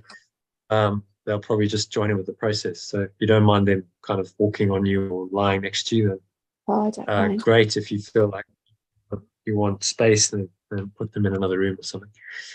Okay. They'll probably quite like the energy. And so you're going to breathe in a certain way. The breathing is in and out through your mouth. I'll just demonstrate it. It's a 3-phase breath. So into the lower part of the chest and stomach, then 2nd phase into the middle chest, and then into the upper chest. So it's quite a chesty breath because you're not engaging the diaphragm that much because you're breathing through your mouth, and then exhale. And then you repeat straight into inhale, 3-phase, and then into the exhale. If you find the breathing challenging through your mouth, you can breathe through the nose. Same 3-phase breath, but through the nose and then out through the nose. And you make the Ujjayi sound in the back of your throat as you breaths next, like joined up together. Yeah. So sorry, did you say it's 3 breaths joined up together? Yeah, well, you can phase it. So it's like 1st phase, 2nd phase, 3rd phase, but not a huge pause between them. It's just like one next. And you'll probably find that as you get into the rhythm, that'll become more of a smooth one inhale, so it'll become a to get you into a maximal inhale and then exhale. So you want to get into a rhythm with the breath, as soon as possible. The first few minutes, try and find a nice rhythm that you can sustain for 45 minutes.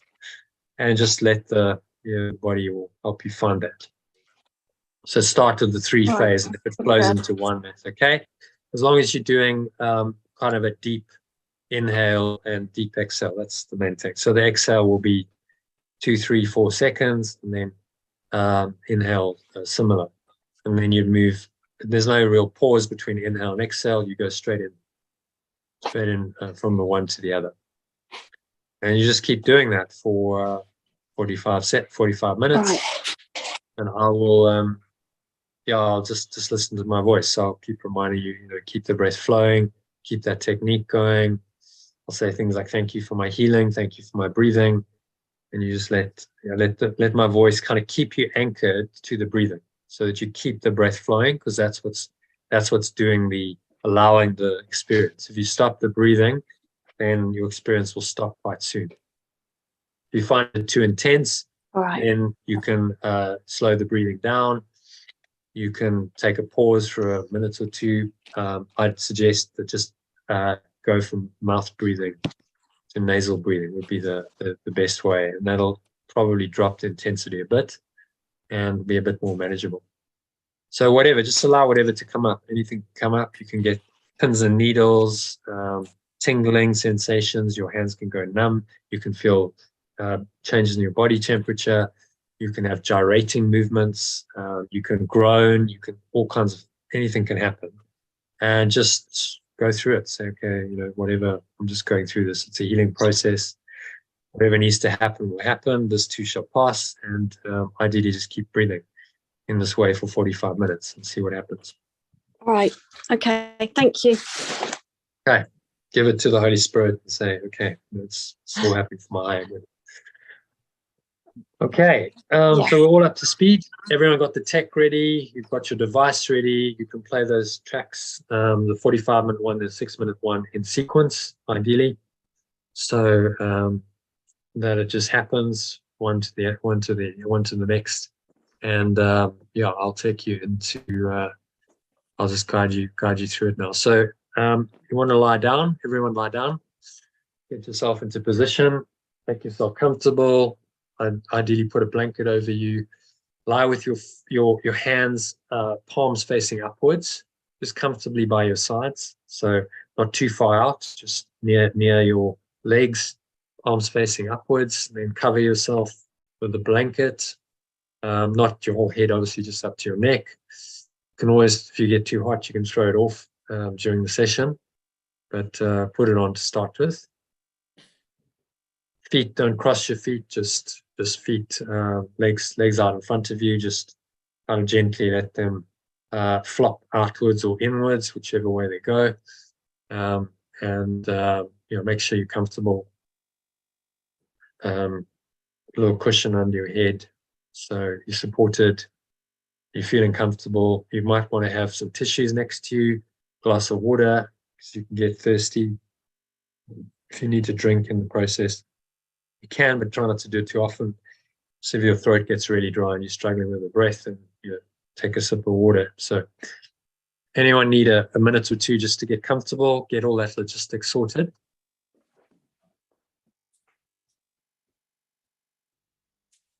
Everyone good to go?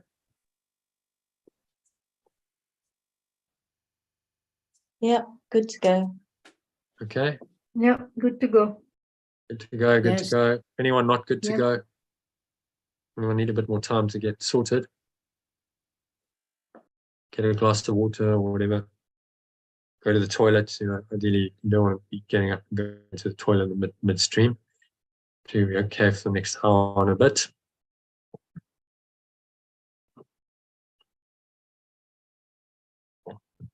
Okay, so when I say start, then I'll say 3, 2, 1, start. Then start the 45-minute track playing. Adjust the volume accordingly in the first few seconds. So it's kind of quite loud, but not so loud that you can't hear my voice. You need to be able to hear my voice carefully. Make sure you're muted when you do that, because you don't want multiple tracks interfering with each other. And then I'll just guide you through for the 45 minutes. Stay present to the breath and to my voice. Those are the two anchors into just keeping going with this practice. Okay, so let's on the count of 3, 2, 1. Start. Just start the track, 45-minute track, and start the breathing once you've got the volume adjusted. So you're lying on your back, And have your hands, palms facing upwards. And you're just going to breathe. So 3-phase breath. Man. Out through the mouth.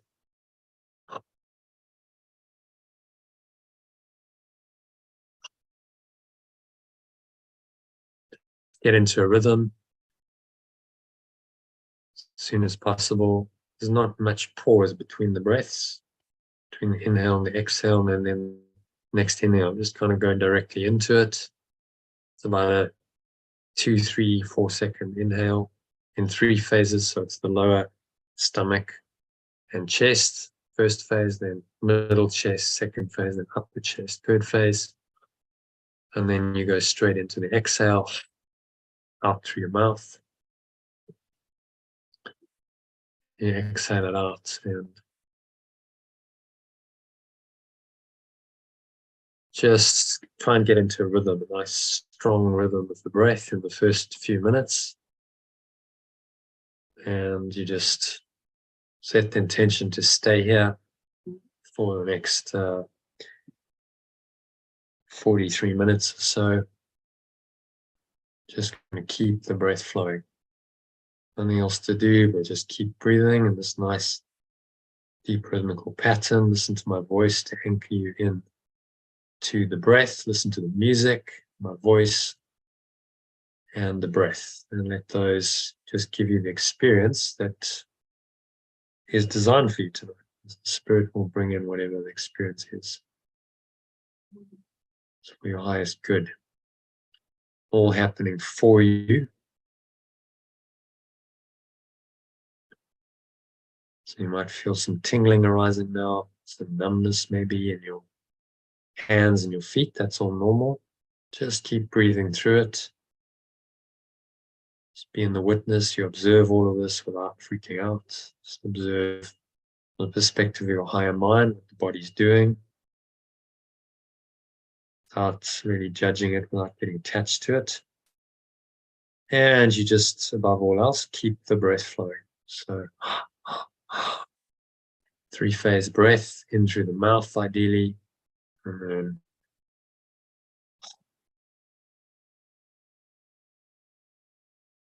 you just exhale.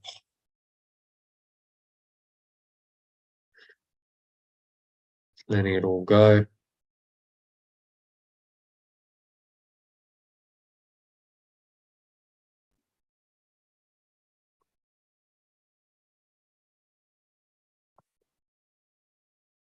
And you just keep the breath flowing. And you might want to say every now and then to yourself, thank you for my healing. Thank you for my breathing. Thank you for my healing. Thank you for my breathing.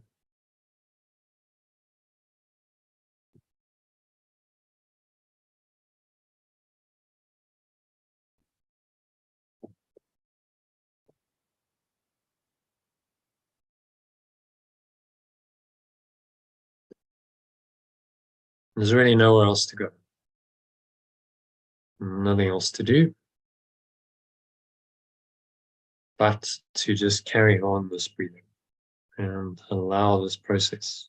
Right? You're going to surrender to the process. If you're feeling resistance, like you don't want to carry on, there's egos arising, just be determined. Your higher mind, your Holy Spirit is guiding you through this. This could give you the most profound experience of this whole course, potentially of your entire life, if you carry on with it. Take you into a universal experience of truth called mystic experience. So don't sabotage it, just allow that to happen for you.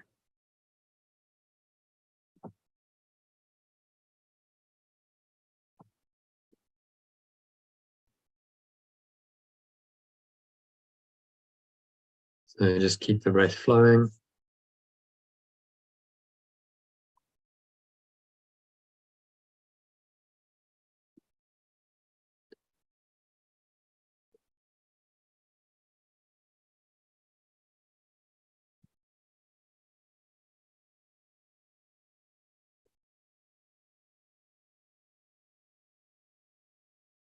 Nowhere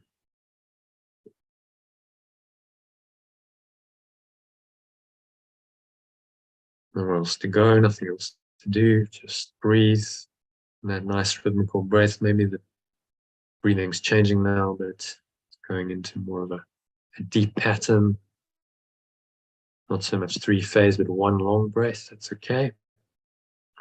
Find a rhythm with it. Whatever feels natural, try and drop into that. So it becomes automatic.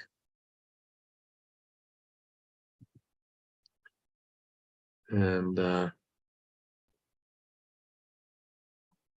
just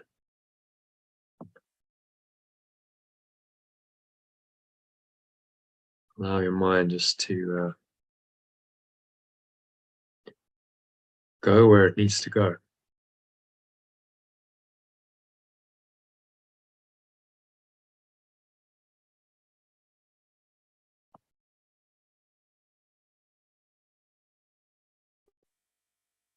Keep the breath flowing.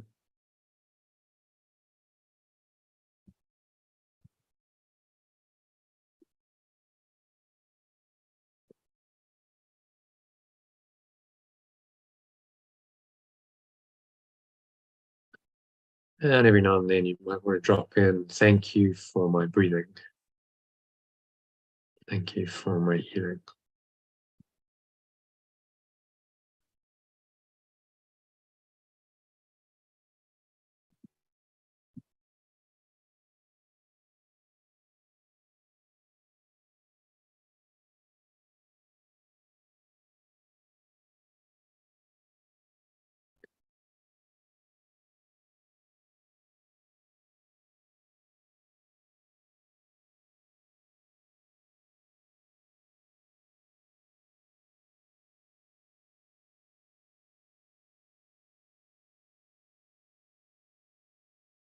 Thank you for my breathing. Thank you for my healing.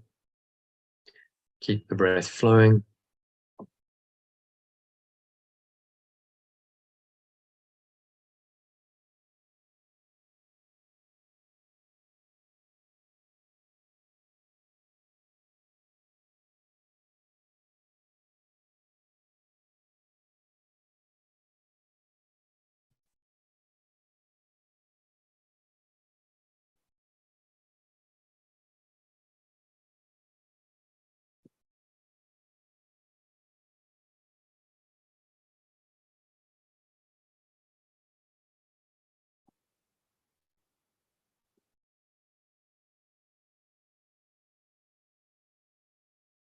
Nowhere else to go, nothing else to do, just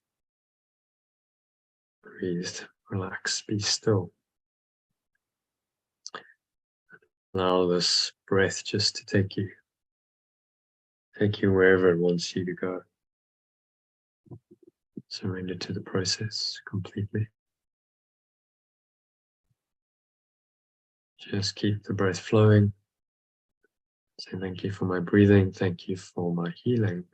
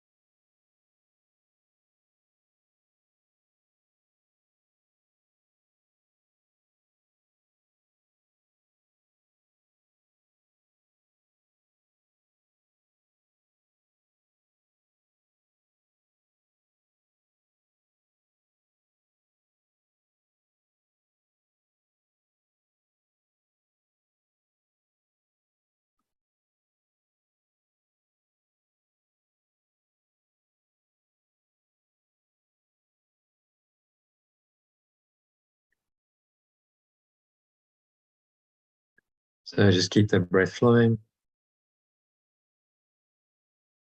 Nice deep rhythmical breaths. Whatever's arising for you, emotions, thoughts, body sensations, know that it's all temporary. It will arise and it will pass away. So just say that to yourself. Things are rising and passing away. They're not permanent. They're not eternal. It's a temporary experience. It's designed for one thing and one thing only, in the Holy Spirit's perspective, which is healing. This is all about your healing. So say thank you for my healing. Thank you for my breathing, and just keep breathing. Nice deep rhythmical breaths. Get into a rhythm of the breath. If you haven't got there, just let it flow. Do a deep inhale. You can do it in 3 phases or 1 phase. And exhale out the mouth, preferably, but if that's too intense, you can default to the nose. Go into nasal breathing and do it through the nose, which will just diminish the intensity a bit. You can slow the breathing down, change the rhythm of it. If you stop, then the effect will stop. So I wouldn't recommend that unless it's really intense. You might want to just break it for a few breaths and then resume.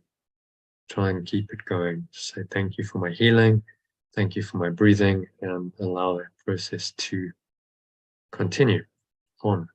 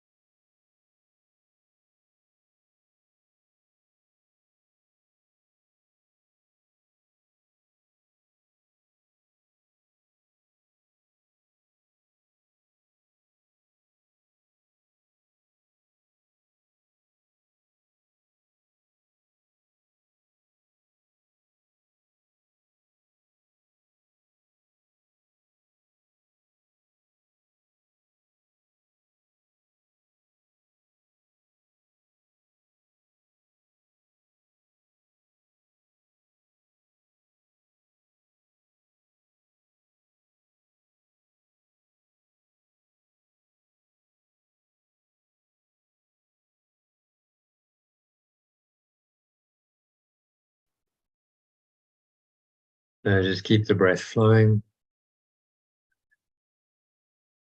Keep breathing You're all doing really well. Find a rhythm. Say thank you for my healing. Thank you for my breathing. And know that whatever you're experiencing, this too shall pass.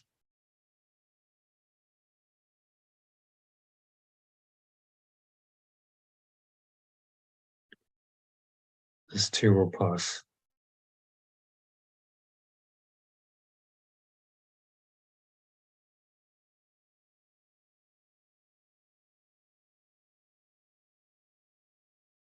And you just keep breathing. Keep the breath flowing.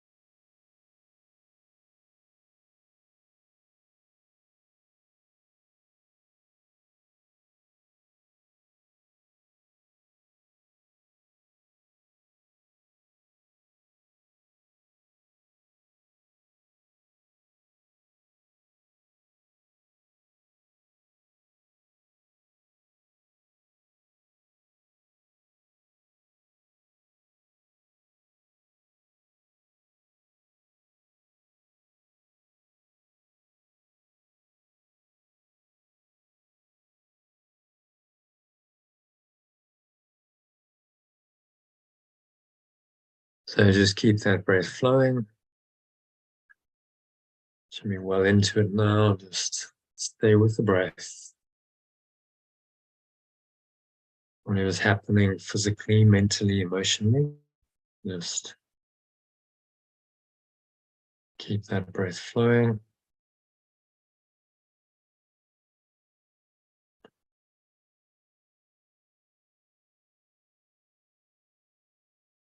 Knowing that whatever's happening is for your highest good. It's all about healing.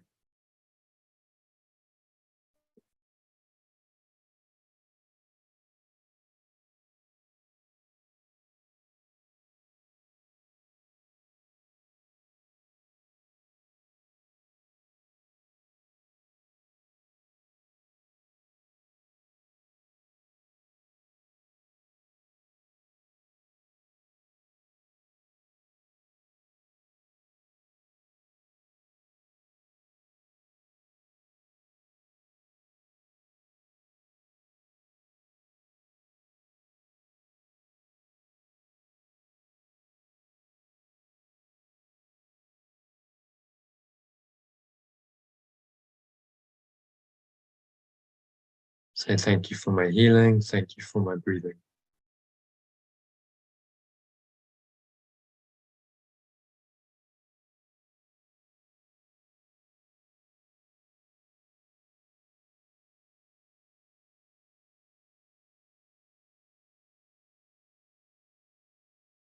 And just keep breathing. Deep, slow, rhythmical breaths. You might find the breath is deepening, the rhythm's changing. Just let that happen. It's almost like the breath is breathing you on its own intelligence. Just happening for you, through you, to you, for your highest good. So this is part of the surrender process. You're not in charge anymore. You're not in control of your own healing. Not in charge of anything. It's just surrender to the process. Abandon yourself to this process. And just keep breathing. That's how you allow the process to take its course.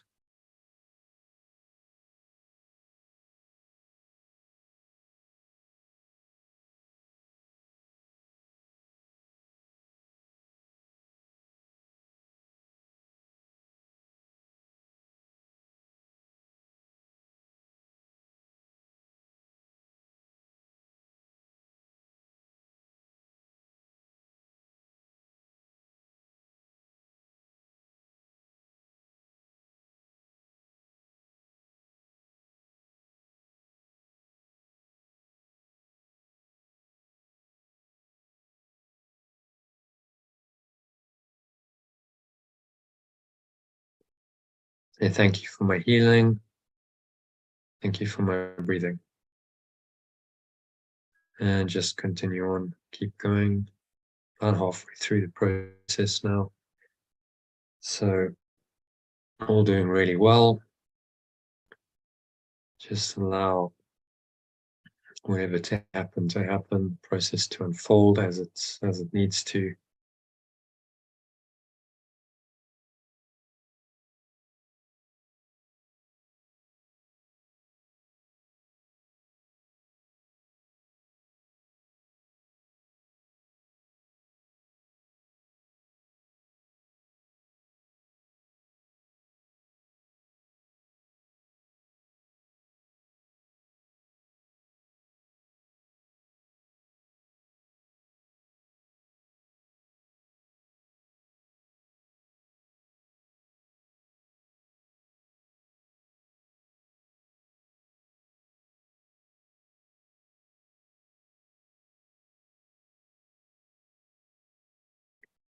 Keep that breath flowing and say thank you.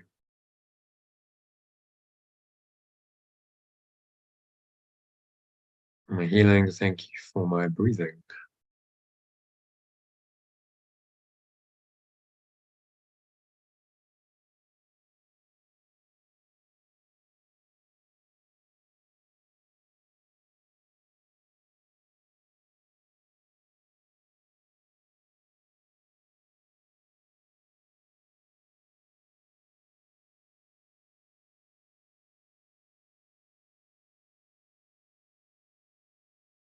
And let the breath just carry on.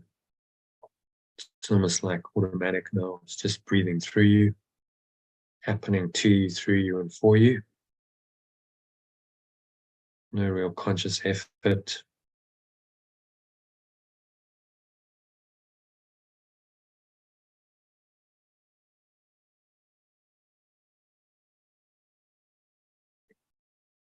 No stressing, straining, striving. It's just happening for you. Experience is happening for you, through you, to you, but no sense of a personal doer.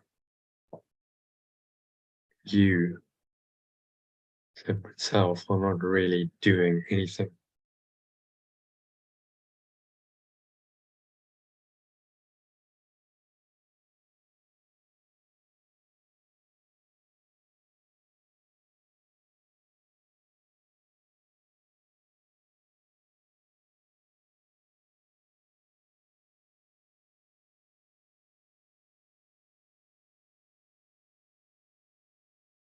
And so you just allow the breath to keep flowing through you in a natural rhythm.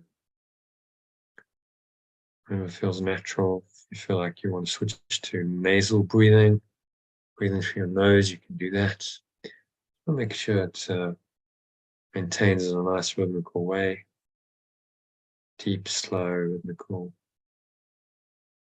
And more into the chest.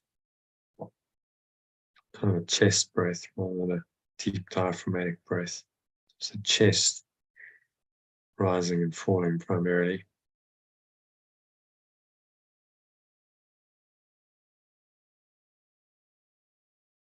Just let that breath happen to you, through you, and for you.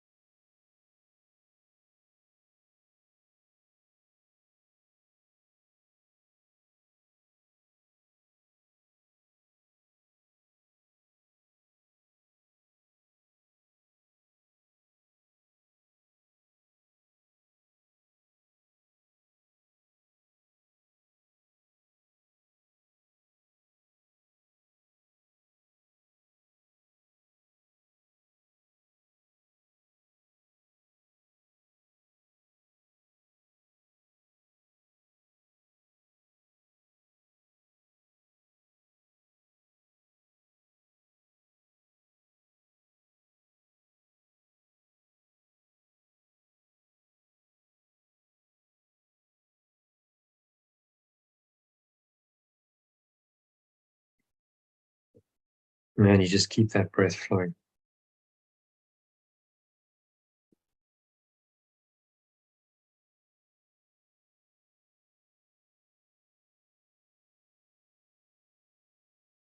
Happening to you, through you, and for you.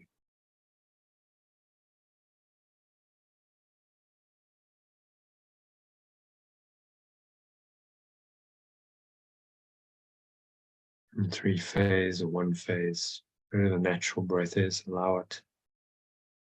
Whatever's happening for you, thoughts, emotions, sensations, just say to it all, thank you for my healing. Thank you for my breathing.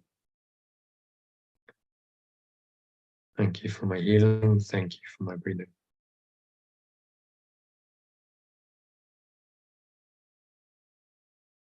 And you allow it all to just process through, come through you.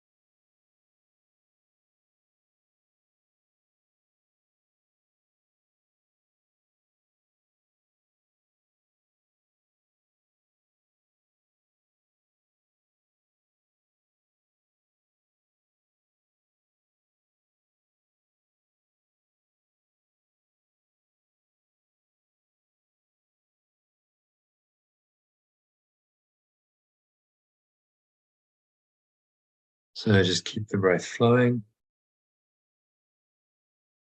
Not too long to go, you're doing really well, just 12 minutes. So keep the process going.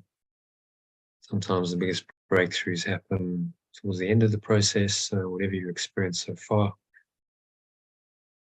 might be a lot more to come in the next 12 minutes. Just keep the breath flowing, that keeps the process going, and allowing the healing to happen. Say thank you for my healing. Thank you for my breathing.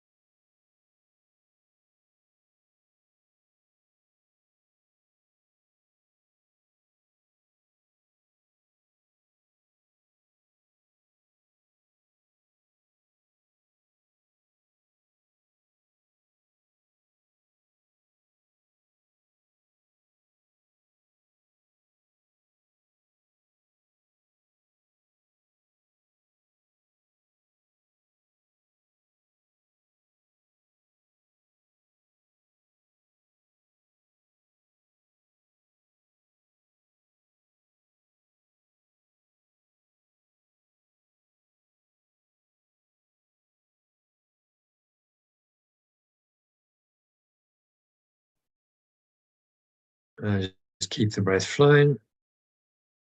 Deep rhythmical breaths. Said if you need to switch to nasal breathing, you can do that. Not long to go now, less than 10 minutes. So just keep it all going. Another 10 minutes and close it out on a high.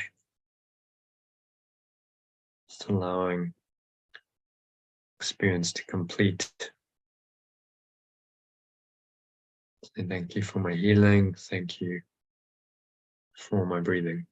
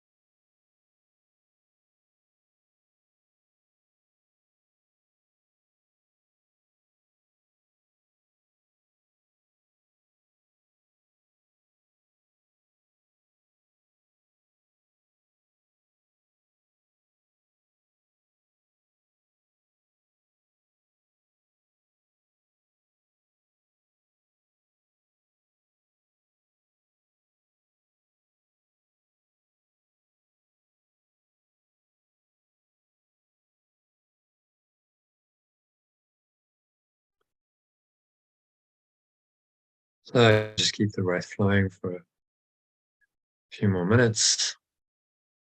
Really deepening into it, maybe just finding a deeper rhythm than before. You need to switch to nasal breathing, you can do that.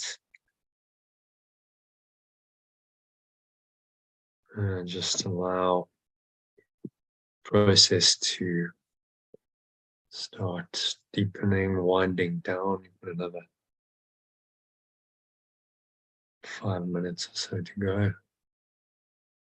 Music changes, the tempo starts winding down. So let the breathing flow with that. More relaxed, maybe slower, deeper.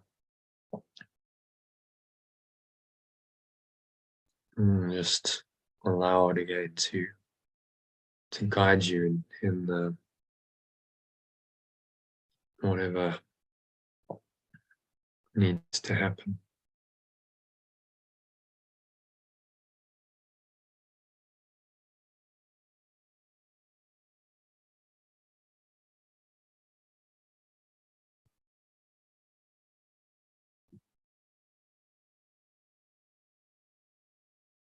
For the next 5 minutes or so.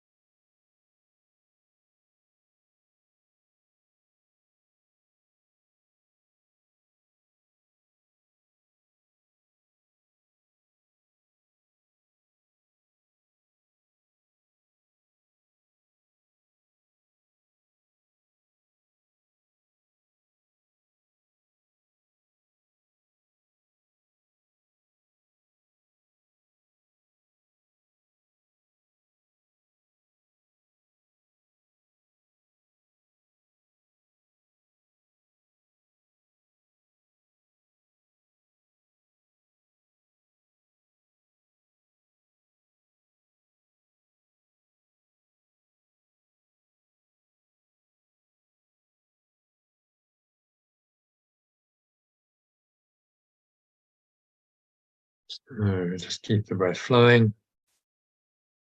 A couple more minutes to go. Closing it out, deepening, slowing it down. Say one more time, thank you for my healing. Thank you for my breathing. And just let the music and the breath take you to the conclusion of this.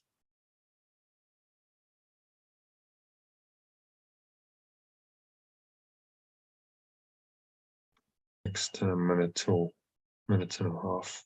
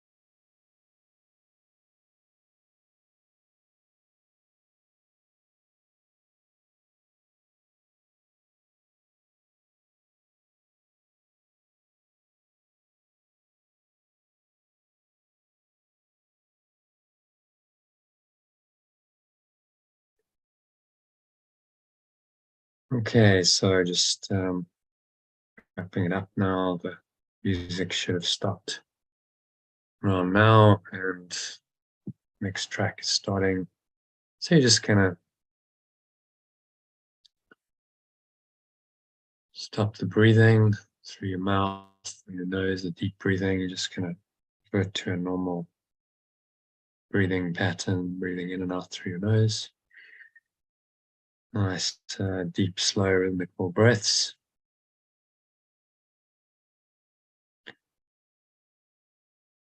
And just let yourself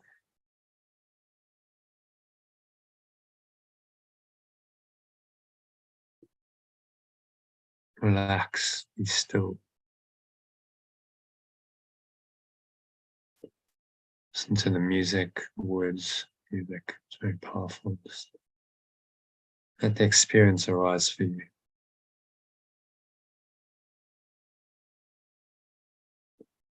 And it'll just process and integrate for you. In the next few minutes, you just lie there and breathe.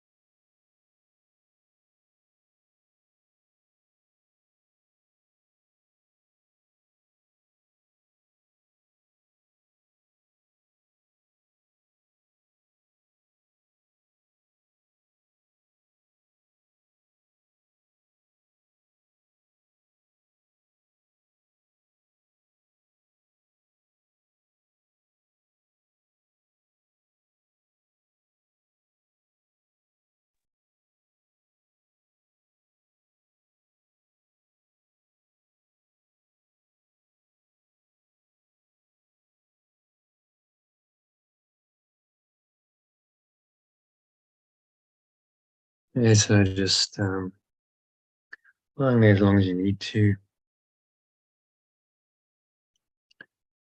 Music should have finished now. Just going to breathe in and out through your nose.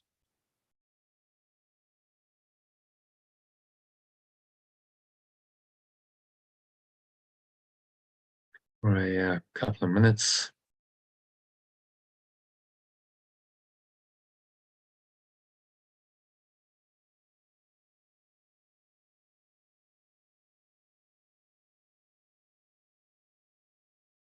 Just relaxing, and it'll settle, the energy just subside.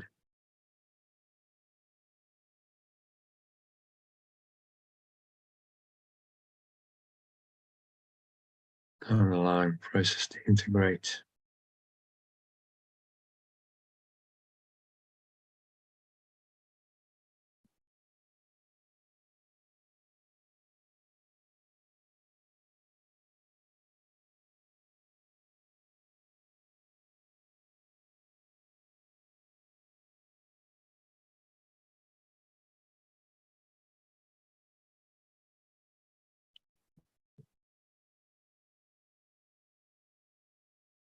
And stay there as long as you like.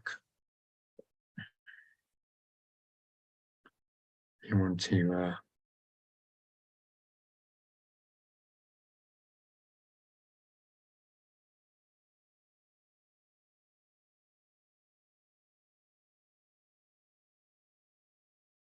sit up, feel the urge. Do that slowly, just roll onto your side and kind of push yourself up that way and get straight up. Just sit for a bit.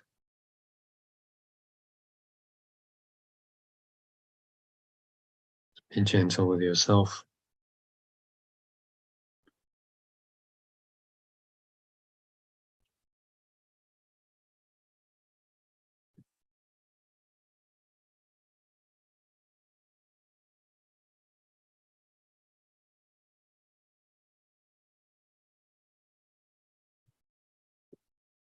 And if anyone's got anything to share, to experience, you're welcome to for a few minutes, maybe 10 minutes, and then we'll wrap it up. So anything to share, anyone?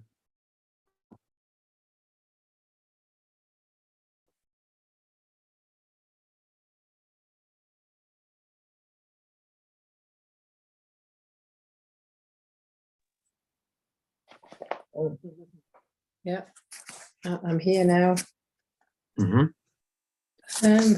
Well, very relaxing, isn't it? Once you got into the rhythm of it, then that was the bit. It was initially, I was breathing too fast. So once you get into the rhythm, then it's, yeah, it certainly clears your mind. You don't think too much.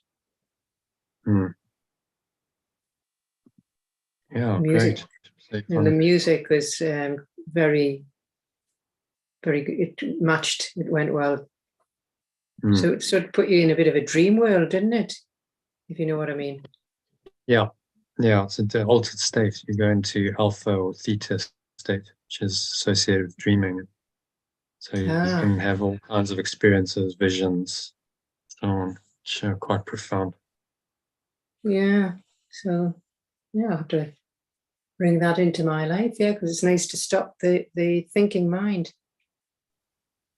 Yeah, it's quite a powerful way. It's ultimately the same as meditation, but the intensity of the breathing seems to do that. So. Yeah. I'm sort of feeling a bit, I'm going to go and get a drink actually, because I'm a bit sort of dozy. Yeah, I mean, no clubbing tonight. Yeah. Just take it easy. Drink lots of water, because there's a detox, and just have an early night and integrate all of this, because it's been a long session, a lot of quite profound work. Yeah. I think everybody Okay. else has fallen asleep. Anyone else haven't to share? Maybe, yeah. Well, we won't do too much. I've got to go in a few minutes. But anyone else to share anything, any experience briefly? I was just going to say that having done it once before, it felt deeper this time. Mm. And it was a good way. I suppose, having the scenario I worked on this afternoon with the exercise 10 was coming to mind, but in a different way. And I felt more distanced from it and able to be clear. I found myself naturally doing the havening, which I've talked about before, at the same time as the breathing. It went very well. And I feel like I cleared a lot of stuff. And the music was, it's just an amazing piece of music that kind of takes you through a clearing process and then into a quieter place where you put in the more positive. It just seems to be amazing. It just works. Yeah, it really works for the process. A piece of music. So I'm very grateful. I got given it by a guy called Dan Brule, who's one of the kind of leading breath teachers in the world. He did a session. I said, "Oh, I really like that music." He said, "Yeah, sure, have it." Cool. With the Brule, they're a tribe, aren't they? Is he Native American? No. He's white American, but he's maybe he's got Native American ancestry. I don't know, but he looked pretty stock standard Caucasian to me. Okay. Just a guy who's really gone into breath work in detail, taught it for like 35 years, and I did a session with him in South Africa, and he played that music. I was like, yeah, that's amazing. It's really, really powerful. So that's what I use for this process. Yeah, it's very powerful. Mm. I'd like to know what the language is, which tribe it is, but yeah, I haven't dived into it. It's not really, the words aren't that important either. It's just the rhythm of I'm back. I was doing it next. I'm just about done, about 5 minutes. Dave, everybody's meditating. Everybody's meditating. You're going to wake everybody up. It's okay, Elaine. We'll just mute you. Yeah, sorry. Yeah. It's okay. I'll just mute. So yeah, anyone else to share quickly? Thanks, Jono. That was really good. I felt my feet and my hands were kind of cold and numb. Yeah, very good. I've got a lot of gratitude for you. I think you do a fantastic job, Jono. Absolutely. The music was, I mean, I love Bliss. I heard Bliss right at the end. Was that them that sang that last song? Yeah, 100,000 Angels. Yeah, Bliss, beautiful song to finish off with. Thank you so much. Yeah, well, it's only a pleasure. Thank the Spirit. I'm just an instrument, and you've shown up and done the work for 6 weeks. And well done, everyone. It's the end of the end of the beginning, really. So carry on tomorrow. Join tomorrow afternoon, 12:30. If you'd like to, we'll do a bit of sharing maybe to start with on this and anything else coming up, and then we'll go into our text reading for tomorrow, which is section 2 of chapter 6. So it's a 12 paragraphs. So maybe we should start a bit early. It's quite a monster. Everyone okay to start a bit earlier, like maybe 11 or 11:30? I can't talk about an 8-hour shift again, Jono. I'm just too knackered. No, it won't be 8 hours. I'm so sorry. Why don't you break it into 2? Break it into 2 days. Yeah, it's just the whole doesn't really work, because I've programmed the whole thing in as if I change something, then the whole stream for the next year has got to change, because it's 1 a day, you see? Okay, well, tell you what, how about another suggestion? How about you do the translations, because you can do them very fast, and we do the personalized thing, which will save time. Yeah. Okay. Do Do you want to start it a bit earlier, like maybe 12 or 11:30? I don't want That to. work? I don't. Anybody else does? Yeah. No, sorry. 12:30. Okay, well, 12:30 it is, and we'll see if we can get it done in 3 hours. I might be able to split it. We might be able to do a second session in the late afternoon at like 5 o'clock, something like that. Hop us 4 to sort of 6 o'clock, so we could split it into 2 like that. Maybe if we haven't finished. So see how we go. Yeah. Okay. Anything else to share, anyone? Otherwise, we can continue the sharing tomorrow if you've got anything to share. I'm going to contact all of you individually. I'd like to meet up with you one-on-one. We've already done that with a few people, and we'll talk about the way forward, and I'll be emailing you about that as well as part of the ongoing communication. So look forward to seeing you all tomorrow or one-on-one soon. And thank you. Again, thanks to everyone who did the course and participated fully and gave yourself to the process. Well done. It's amazing work, and going to stand you in good stead in your ongoing journey, hero's journey. Thank you, John. Yeah, it's a pleasure. It's a pleasure. Yeah. Namaste. Namaste. Thank you very much. I just had a question, Jono, because I'm still in a releasing state. Like I had a lot of crying, like just now, releasing a lot of stuff still. I was just wondering if like the end is supposed to like put you back usually in a positive state, or is it supposed to leave you in a sad or negative state? Because right now I'm still feeling a little bit like down. There's no supposed to. It just is what it is. It's what it is. Like, Yeah. there's no. Okay. Everyone's response is different.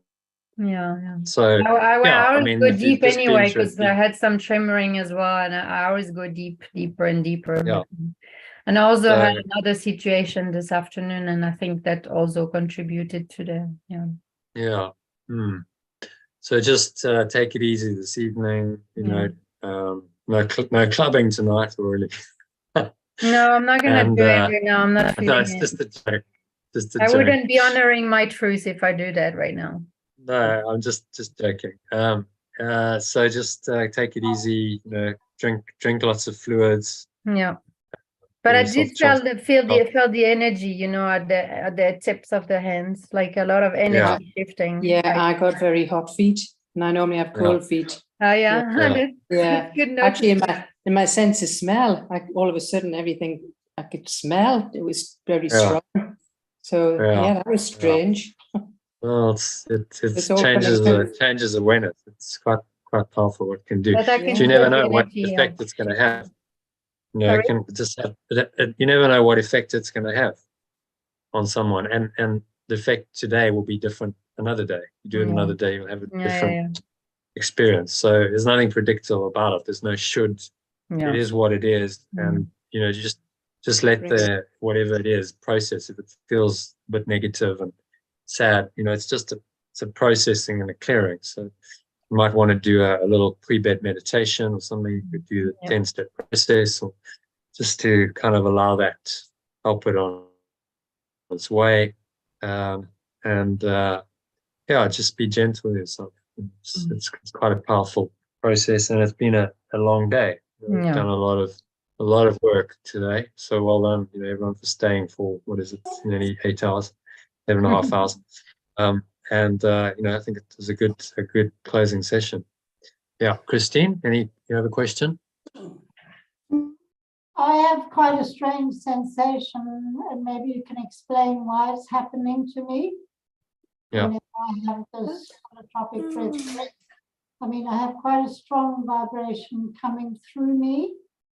But then my hands go into a like arthritic kind of tight. Yeah, that can happen. Yeah.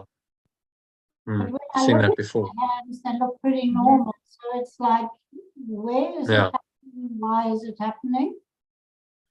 So it's because it pushes a powerful energy through your system, then your muscles react to that. So they kind of go into a spasm while that energy is there, and then obviously when it dissipates, that releases. Because your system's not used to that kind of energy coming through it. So that's, as I say, that can happen. It's quite normal for people. Resistance? Yeah, it's a sign of a bit of resistance. So the more you do it, the more that clears. That'll tend to, if you do it many times, that will tend to clear away, and it'll just be more like smooth flowing with none of that. But that's a process. You might need to do it many times.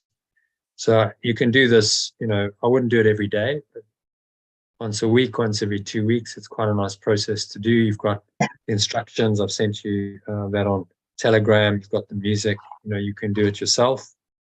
If you feel like you want a facilitator, then I'm happy to do it as a one-on-one. And maybe once a month or something, we'll do it as part of our group work. Just do a holotropic as part of a session. Yeah, so that's all normal, and whatever you experience was just part of the process. So yeah. Thank you. Oh, let's join tomorrow at 12:30. So that's 2:30 your time, Christine. 1:30 French time. And if you've got any other feedback, any sharing around the session or anything else, we can do an full expression there. I've got to go, unfortunately. So 8 o'clock was my deadline to finish. So, which I guess is perfect because it's right on time. So, once again, thank you, everyone. Love you all. Thank you for joining the course, and look forward to the ongoing journey. So Christine's just copy that. I'll see you hopefully all tomorrow, and look forward to doing the rest of the year with you, and I'll be in touch about that. Some of you already are up for that, and in which case you need to do nothing. Some need to just talk about which option is going to be better for you and how you want to do it. So I'd like to do a one-on-one with all of you, and I'll arrange that individually with you, message you, and we'll do a session in the next few days. Thank you, everyone. Okay. Good night. All right. Thank you, everyone. Namaste. Good night. Namaste. And one more. Very good. Very good. Very good. Yay. Very good. Very good. Very good. Yay. Yay. Yay. Thank you for the Thanks, details, everyone. Charlie. Okay. Namaste, everyone. Namaste.